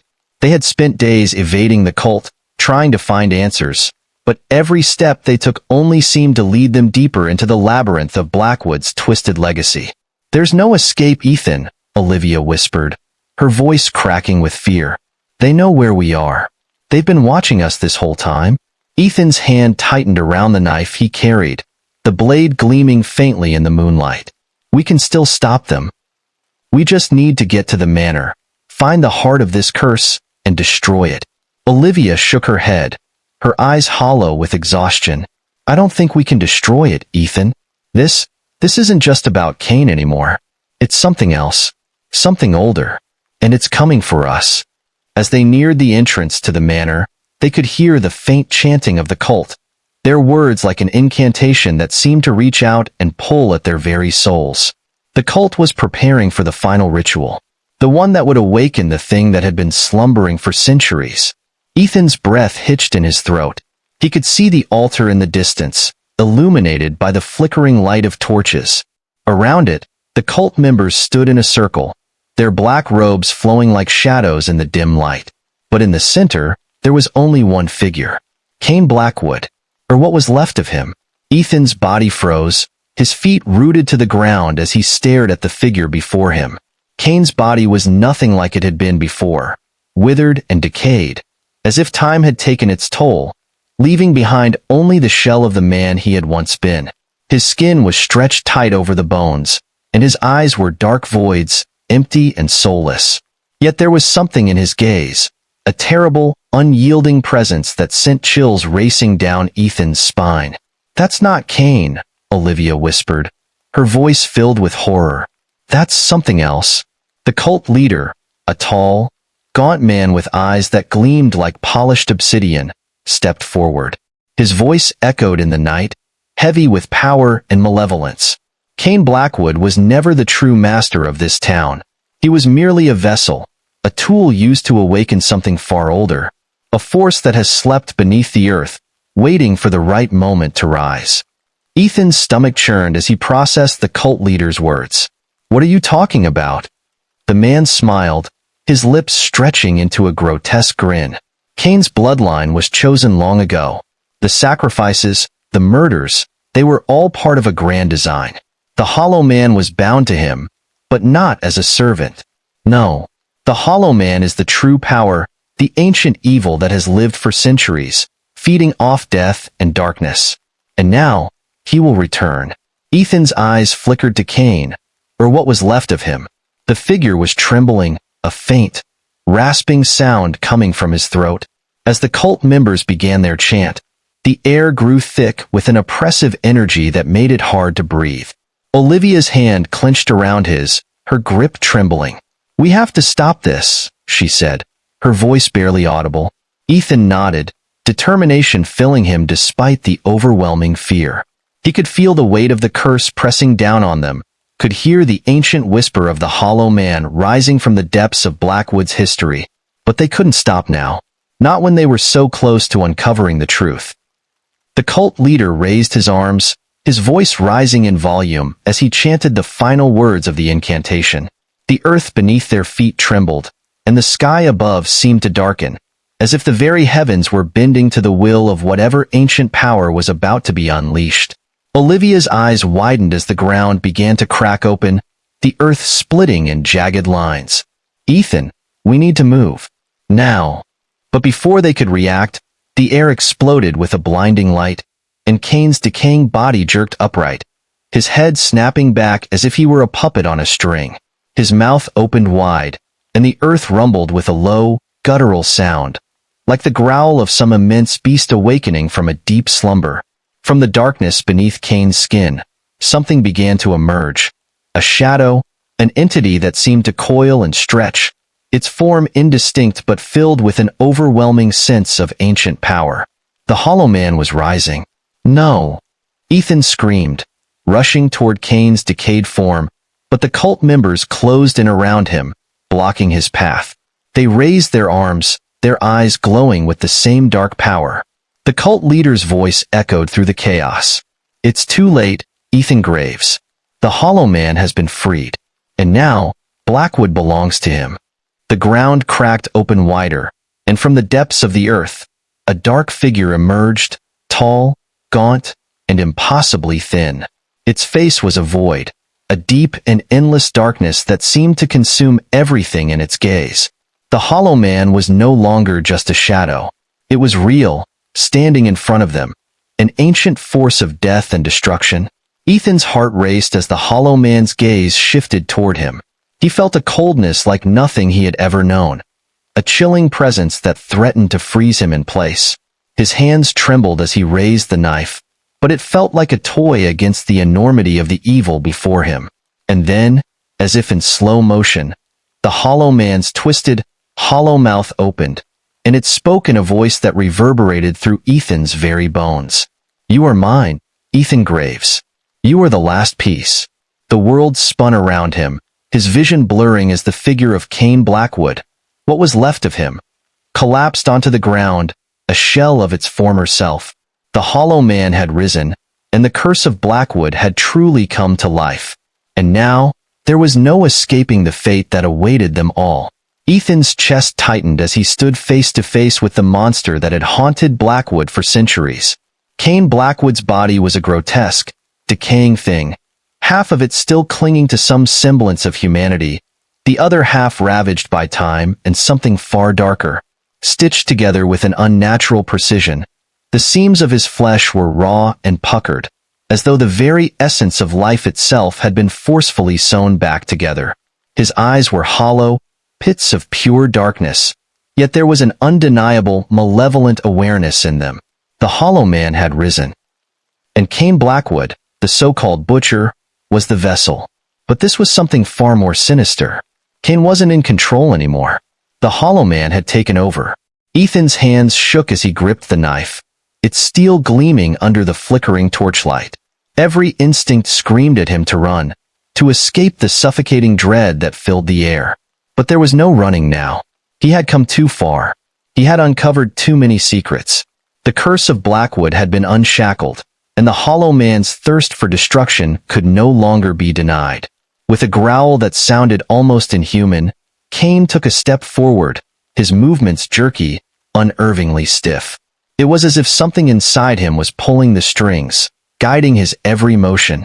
Ethan could feel it, could sense the power of the Hollow Man pushing through the decaying flesh of Cain's body, taking control with each passing second. "Ethan," Cain's voice rasped, but it wasn't his voice anymore. It was something darker, deeper, a voice that seemed to come from the very earth itself. "You thought you could stop this? You thought you could destroy me?"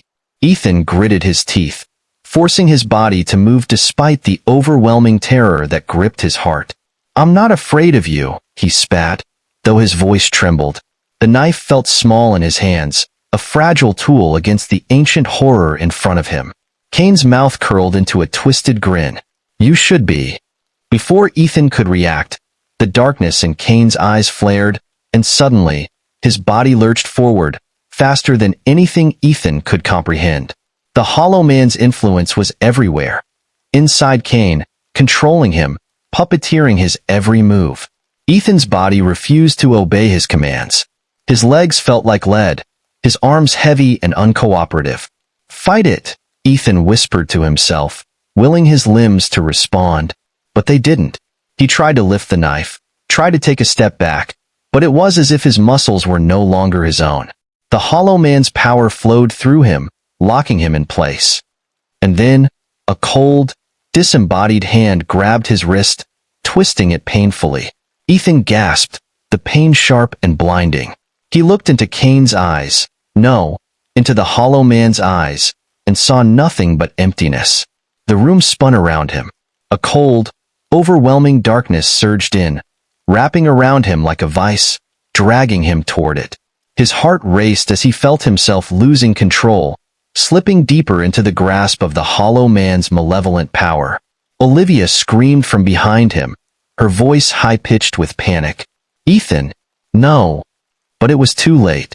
Cain's decayed hand tightened around his wrist, and before Ethan could react, he was pulled into the shadows. The world around him seemed to collapse in on itself, the walls of Blackwood Manor fading into an inky blackness that swallowed everything. His vision blurred, his body numb as the darkness consumed him whole. "No!" he screamed, but his voice was swallowed by the void. In the darkness, he could feel the Hollow Man's presence closing in on him, the ancient entity's power filling every corner of his mind. His thoughts became muddled, as if someone else was pulling at his memories, distorting them. He could hear the whispers, the ancient voices of the cult, their words melding with Cain's twisted laughter. "Welcome to the darkness, Ethan Graves." The Hollow Man's voice echoed in his mind. "You are mine now, forever." And then, a flood of images, visions from the past, flooded his mind. The history of Blackwood, the deaths, the sacrifices, the curse. The Hollow Man had always been there, lurking in the shadows, waiting for the right moment to rise.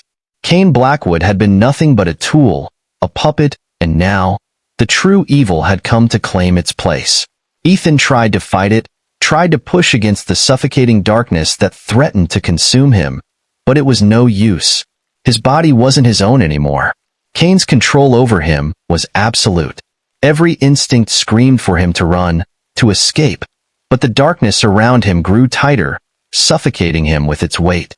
And then, he saw Olivia's face again, her terrified eyes staring at him from the edge of the abyss. "Olivia!" Ethan shouted, though the words felt hollow in his throat. She was too far away now. There was no saving her. There was no saving anyone. As Cain's hand tightened around his wrist, Ethan's body was pulled deeper into the abyss. The shadows closed in, and with a final, desperate scream, Ethan vanished into the darkness, swallowed by the very evil he had been trying to stop. And the Hollow Man, Cain, was left standing, grinning as the curse of Blackwood finally claimed its final victim. The butcher's true face had been revealed, and there would be no escape. The night air was thick with tension as the cult gathered around Ethan and Olivia, their dark robes swishing silently against the damp earth. The ritual circle, meticulously drawn with blood and strange symbols, surrounded them, a barrier between them and the horrors that awaited. The faint flicker of torches cast eerie shadows on the walls of Blackwood Manor, illuminating the faces of the cult members as they chanted in a language that seemed to crawl under the skin, prickling with malice. Ethan's heart pounded in his chest as he fought against the invisible chains that held him in place. His mind was foggy, his body unresponsive, as if the Hollow Man's power was pushing against every part of him. The coldness in the air intensified, and the ground beneath them seemed to pulse, as if the earth itself was alive, waiting for the ritual to unfold. Olivia stood beside him, her eyes wide with fear and confusion. She had no idea how they had ended up here, trapped in this twisted web of death and despair. Every instinct screamed at her to escape, but the ritual circle prevented them from leaving. And the cult? Well, the cult was determined to see this through to the end. "Ethan," Olivia whispered, her voice trembling, "we can't let them do this. We can't let them take you." Ethan opened his mouth to speak, but his voice failed him. Instead, his eyes flickered toward the cult leader, who stood at the head of the circle, his arms raised high as he led the chant. The others echoed his words, their voices low and reverberating, vibrating with an unnatural power. There was something about the sound, something that felt ancient, like the very foundations of the earth were shifting in response. And then, something shifted in the air. The temperature dropped, and a heavy, oppressive energy filled the circle. Ethan's vision blurred, and he could hear the hollow man's voice whispering in his mind, soft, coaxing, like a lullaby that promised destruction. "Ethan!"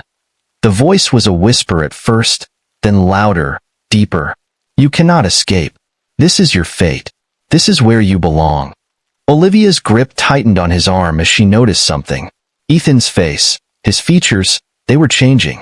Slowly at first, then more rapidly.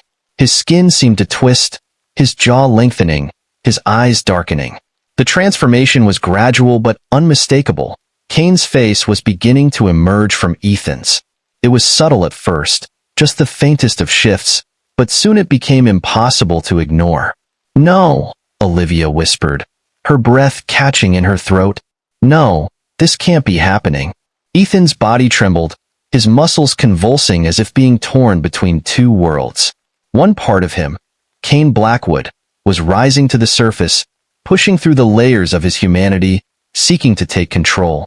The other part of him, Ethan Graves, was fighting back, desperately holding on to whatever was left of himself.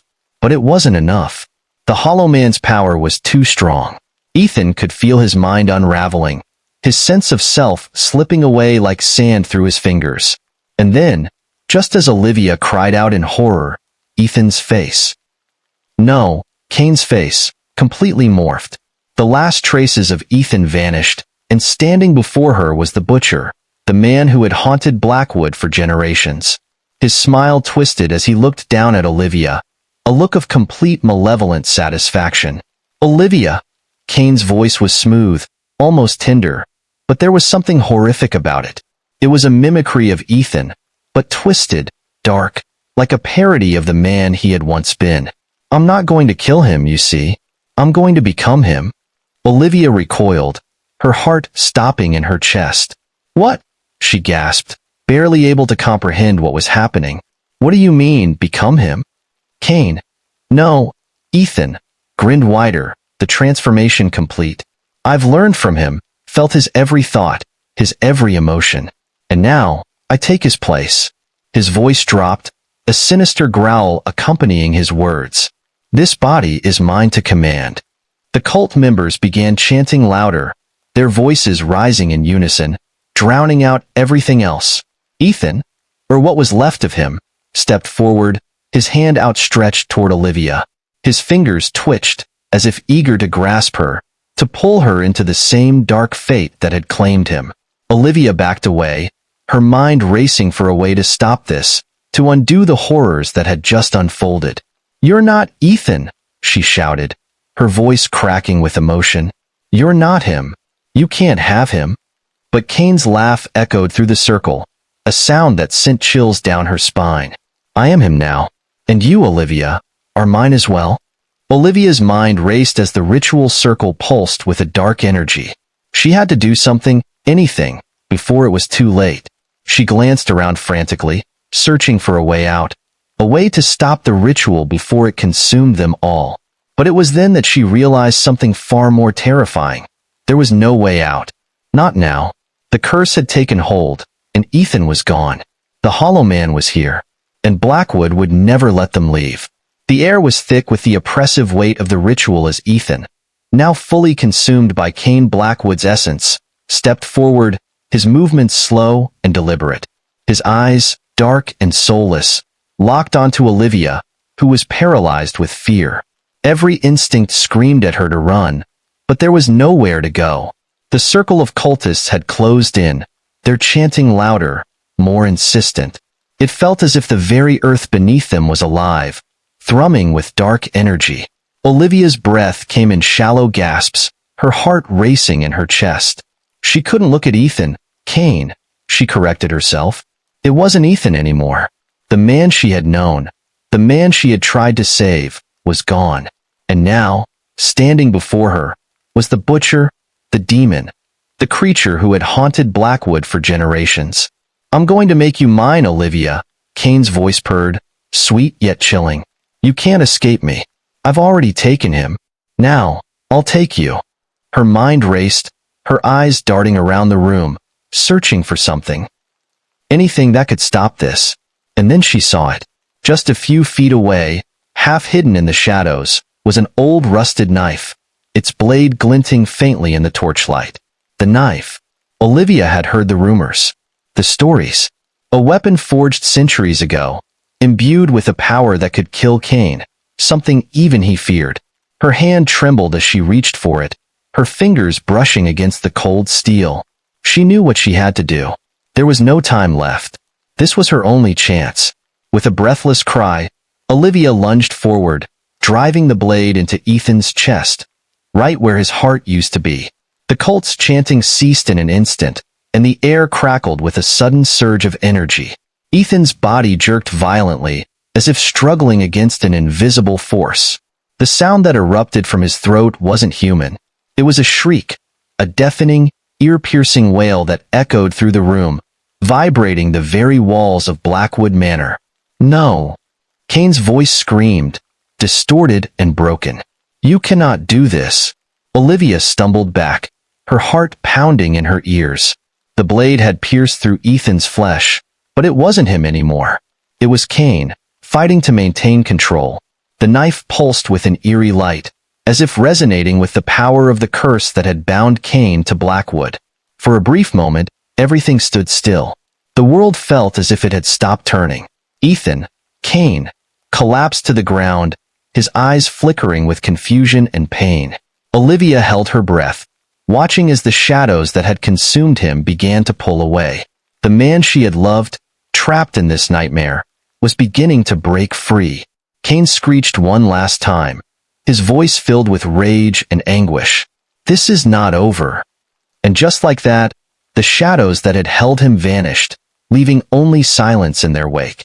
Olivia stood there, frozen, her mind reeling from the violent confrontation. The knife, now coated in dark blood, slipped from her fingers and clattered to the floor. She looked down at Ethan, at what was left of him. His body lay still, but there was no trace of Cain anymore. The curse, it seemed, had been momentarily broken. But Cain's words echoed in her mind, a promise she knew she couldn't ignore. "This is not over." As she stared at the lifeless form of the man she once knew, Olivia understood one terrifying truth. Even if Cain Blackwood was gone, for now, the horror of Blackwood Manor, the curse that had begun with him, would haunt her forever. Olivia sat in her kitchen, staring at the untouched coffee mug before her. The world outside seemed impossibly calm, as if nothing had ever happened. The fires of Blackwood Manor were nothing but a distant memory, fading with the smoke that had once filled the air. The town, too, seemed to have healed. People went about their business as if the horrors of the past decade were simply a figment of their imagination. As she sipped her coffee, Olivia tried to convince herself that things were normal. She had buried the past, and she would move on. Maybe Cain was gone. Maybe the curse had been broken. But deep down, something gnawed at her. A persistent whisper that wouldn't let her go. The days had been quiet. Too quiet. She had gone through the motions, checking in on people, trying to re-establish some semblance of normalcy in Blackwood. But the more time she spent in the town, the more she noticed how strange things were. No one spoke of Cain Blackwood. His name had vanished from conversations, his legacy erased like a ghost that had never truly existed. It was as if the town had collectively decided to forget. Even Sheriff Holt's death, his body returned to the earth without question, was nothing but a blip in Blackwood's history. The town had mourned, yes, but it moved on with alarming ease. It was almost as if the people of Blackwood had been living in some sort of trance, one that had broken the moment the curse was lifted. But Olivia wasn't fooled. She couldn't forget what had happened. Not to her, not to Ethan, and certainly not to the town. As she placed the empty mug down, her eyes were drawn to the kitchen counter. There, in the corner, was something that shouldn't have been there. A butcher's knife, freshly stained with blood. The blade gleamed in the dim light, a sharp contrast against the otherwise mundane kitchen. Olivia's breath caught in her throat. It was impossible. She hadn't seen it before, had she? She was sure of it. The knife wasn't hers. It wasn't something she would have left out in plain sight. Her heart began to race as she reached for it, the cold steel sending a shiver down her spine. She turned the blade over in her hand, inspecting it closely. The blood was fresh, still dripping in small, slow beads. But who? The question stuck in her throat. She spun around, her mind suddenly awash with dread. What was happening? How could this be possible? If Cain was truly gone, if the curse had been lifted, why did this knife exist? Why was it in her kitchen? And more chilling, why did she feel like she had forgotten something? The memories, faded, slipping like sand through her fingers, were starting to blur.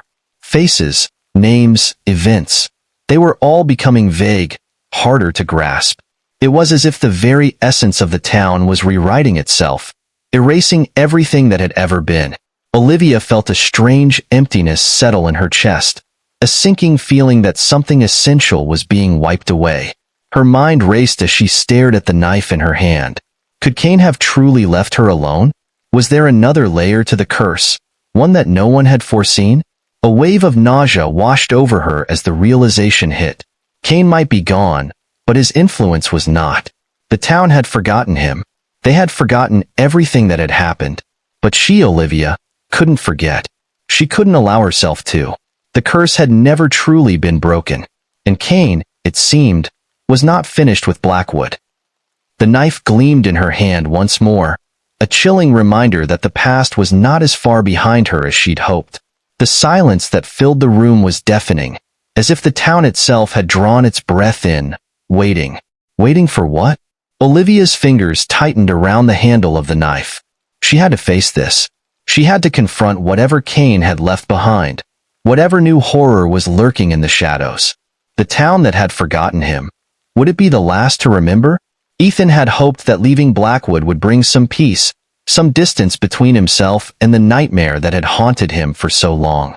The city, with its bustle and noise, felt like a different world, far removed from the cursed town, the whispers, and the blood-stained legacy of Cain Blackwood.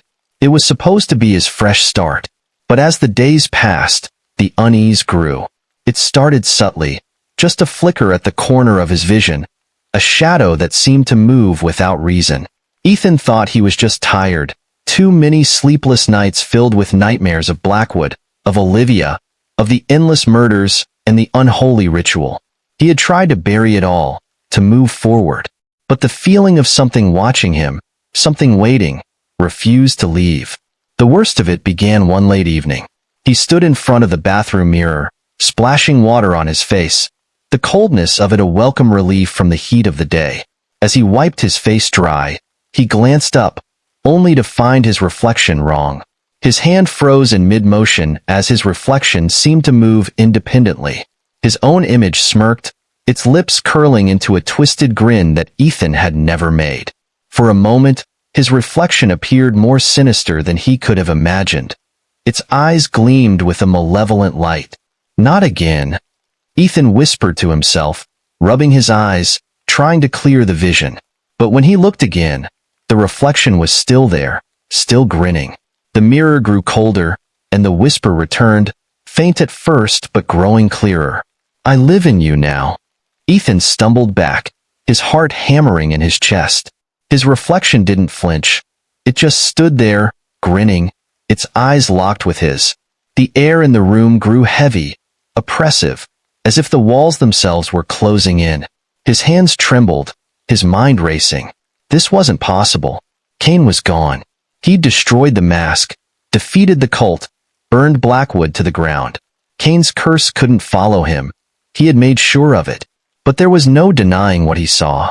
The reflection, the voice, the chilling presence that seemed to fill the bathroom. It all pointed to one horrifying truth. He wasn't free. Ethan blinked, trying to shake off the feeling, hoping it was just a trick of the mind. But when his eyes opened, his reflection wasn't his own anymore. Cain's smile was still there, the same sinister grin that had haunted him in the shadows of Blackwood. His own face was replaced, twisted into the face of the butcher himself. Cain was back. Ethan's breath caught in his throat as the reflection's eyes locked onto him with an unnerving sense of satisfaction. It was as if Cain had been waiting for this moment, knowing that he would return in the end. "You thought you could escape." The whisper came again, this time louder, clearer. "But you belong to me now." Ethan's pulse raced as he stumbled away from the mirror, his mind reeling. The world around him felt like it was slipping, the lines between reality and nightmare blurring once again. His hands shook as he reached for the door, but the whisper wouldn't stop. It was everywhere, echoing in his skull, in the corners of the room, in the very air he breathed. "I live in you now," the voice repeated, its tone like cold steel, like a predator savoring its prey. "And you can never escape." Ethan tried to turn away, but his body froze, as if trapped by invisible chains. His eyes moved back to the mirror, compelled to look, even though every instinct screamed at him to run. Cain's reflection smiled wider, darker. His eyes gleamed with madness, hunger, and something even worse. And then, as if to drive the point home, Cain's reflection winked. The chill in Ethan's veins was immediate and all-encompassing. He wanted to scream, but no sound escaped his throat. There was no escape from this. No running, no hiding. Cain had always been a part of him, lurking beneath the surface, and now it was clear. Cain's evil had followed him. And this time, Cain wasn't trying to kill him. Cain was trying to become him. With that final, terrifying thought, Ethan realized the truth. He had never truly been free. Cain had always been inside him, waiting for the moment when Ethan would blink and see the reflection of what he had become. The quiet town of Redford was never meant to be a place for nightmares. A peaceful little community, nestled between sprawling forests and quiet hills, it had always been far removed from the horror of Blackwood. But when the first body was discovered, a gruesome, twisted figure found in an abandoned alley, the town's calm was shattered forever. The victim was unrecognizable, skin sliced and torn as though something, or someone, had taken their time with them. But what was unmistakable, what made the town's police officers hesitate and the onlookers shudder, was the signature.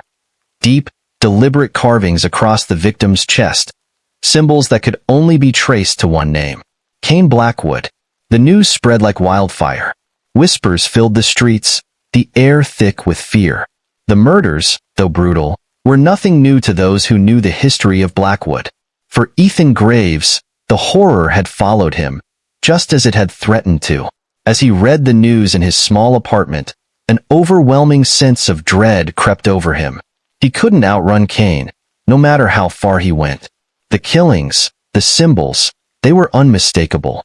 The town's authorities quickly mobilized, but the killer had already left their mark. Each subsequent murder followed the same pattern. Victims with the same grisly symbols carved into their skin, as though Cain himself had returned, picking up where he had left off. But this time, something was different. The victims weren't just found in places connected to Blackwood or its cursed legacy. No, these murders were happening far from the cursed town, far from Ethan's reach. And yet, every crime scene bore the unmistakable signature of the butcher, as if the legend had somehow spread across state lines. Ethan couldn't escape. He couldn't shake the feeling that Cain was somehow connected to these deaths, still living, still lingering in the shadows, whispering his name. He took to the streets of Redford, trying to piece together the puzzle, but everything felt wrong. The deeper he dug, the more he realized that Cain's influence was spreading like a plague. With every victim, he felt himself slipping, as though the curse was pulling him closer, binding him to the murders. His own reflection, still twisted with Cain's grin, haunted him day and night. Then came the photo. Ethan's blood ran cold when he saw it. The latest crime scene, a fresh victim, was surrounded by police, their flashlights piercing the night, their faces drawn with the weight of the horror they'd just discovered. And there, lurking in the background, was Ethan. His own face, unmistakably him, stood in the distance, half hidden by shadows, a small smile tugging at the corners of his lips. He hadn't been there. He was sure of it. But the photo showed the truth. Ethan's heart pounded in his chest as the realization hit him. The photo wasn't just of him standing there. It was of him smiling. Smiling as the next murder unfolded in front of him, as though he were no longer just a witness to Cain's horrors. He wasn't just tied to the curse. Ethan was becoming the butcher. The smile in the photo was not one of a man who had just discovered the brutality of Cain Blackwood's return. It was the smile of someone who had already embraced it. Someone who had already crossed the line. The next butcher. He staggered backward, barely able to comprehend what was happening to him. It was as though Cain's legacy, his curse, had been passed down, twisted into something far worse than a mere possession. Ethan wasn't just haunted by the past. He was becoming the very thing he had fought so hard to escape. The smile, the symbols, the murders. Cain wasn't just using Ethan to carry on his work. He was turning Ethan into him. The phone call came next, breaking through his spiraling thoughts. Olivia's name flashed on the screen, but Ethan couldn't bring himself to answer. He knew she would want answers. She'd want him to stop, to fight, to rid himself of the curse once and for all. But how could he? How could he fight a force that was now so deeply embedded in his soul? How could he stop when the very essence of Cain Blackwood had become part of him? As the next victim fell, and the killings continued to echo across the town, Ethan knew what had to be done, but he had already lost. The smile in the photo would be the last warning they'd ever get. The next butcher wasn't someone else, it was him, and no one could save him from what was already beginning to unfold. The town of Blackwood had long since fallen silent. The memories of Cain Blackwood's reign of terror seemed to fade with each passing day. The stories, the legends, and the bloodshed had all become nothing more than ghost stories whispered around the campfires, forgotten by the very people who had once feared them. Ethan Graves, now a shadow of the man he once was, had disappeared into the void of Blackwood's cursed history. No one knew where he had gone, or if he had truly escaped. The truth was far worse than anyone could have imagined. Cain had never been a single person. He was more than just a killer, more than just a man. Cain was a curse, a twisted, living legend that infected anyone who sought him, anyone who dared to uncover the dark secrets of Blackwood. It wasn't just his spirit that haunted the town. It was his legacy. His name was a mark, a brand that, once it touched someone, would consume them completely. The town of Blackwood itself had fallen under a strange kind of amnesia. The events of the past, the brutal murders, and the dark rituals were all but erased from the memories of its inhabitants.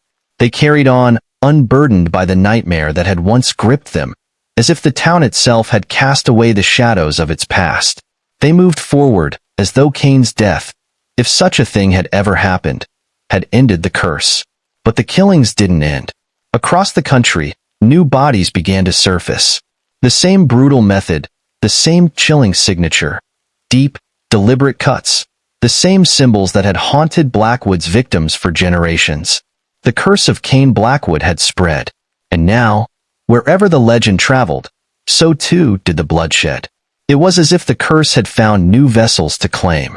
In the midst of all this, a young journalist named Rebecca Wesley found herself drawn to the story. She had stumbled across an old case file buried in the archives, tucked away in the dusty corners of a forgotten office. The name on the file, Ethan Graves, seemed to stand out like a beacon, and the legend that accompanied it was too compelling to ignore. She had heard the whispers and hushed voices, but never believed them. She had no reason to. But as she read through the case notes, the accounts of strange events, and the pictures of murdered victims, each bearing the unmistakable symbols of Cain Blackwood's legacy, she began to question everything she thought she knew. There was a story here, a dark and twisted tale that refused to be buried. And Rebecca couldn't help but wonder, was Ethan Graves truly the end of the curse? Or was he just another link in a chain that would never break? She felt an unshakable pull, an undeniable curiosity that led her deeper into the mystery. She began to dig. She began to search for the truth that had eluded so many before her. The legend of Cain Blackwood was not over. It had merely been dormant, waiting for the right person to awaken it once again.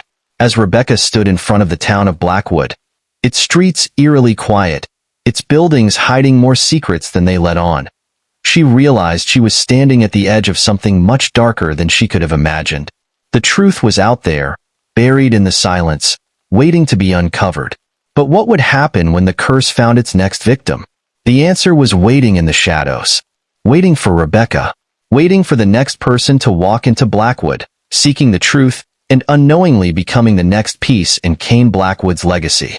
The butcher of Blackwood was still waiting, and the cycle would never end. Final line. The butcher of Blackwood is waiting.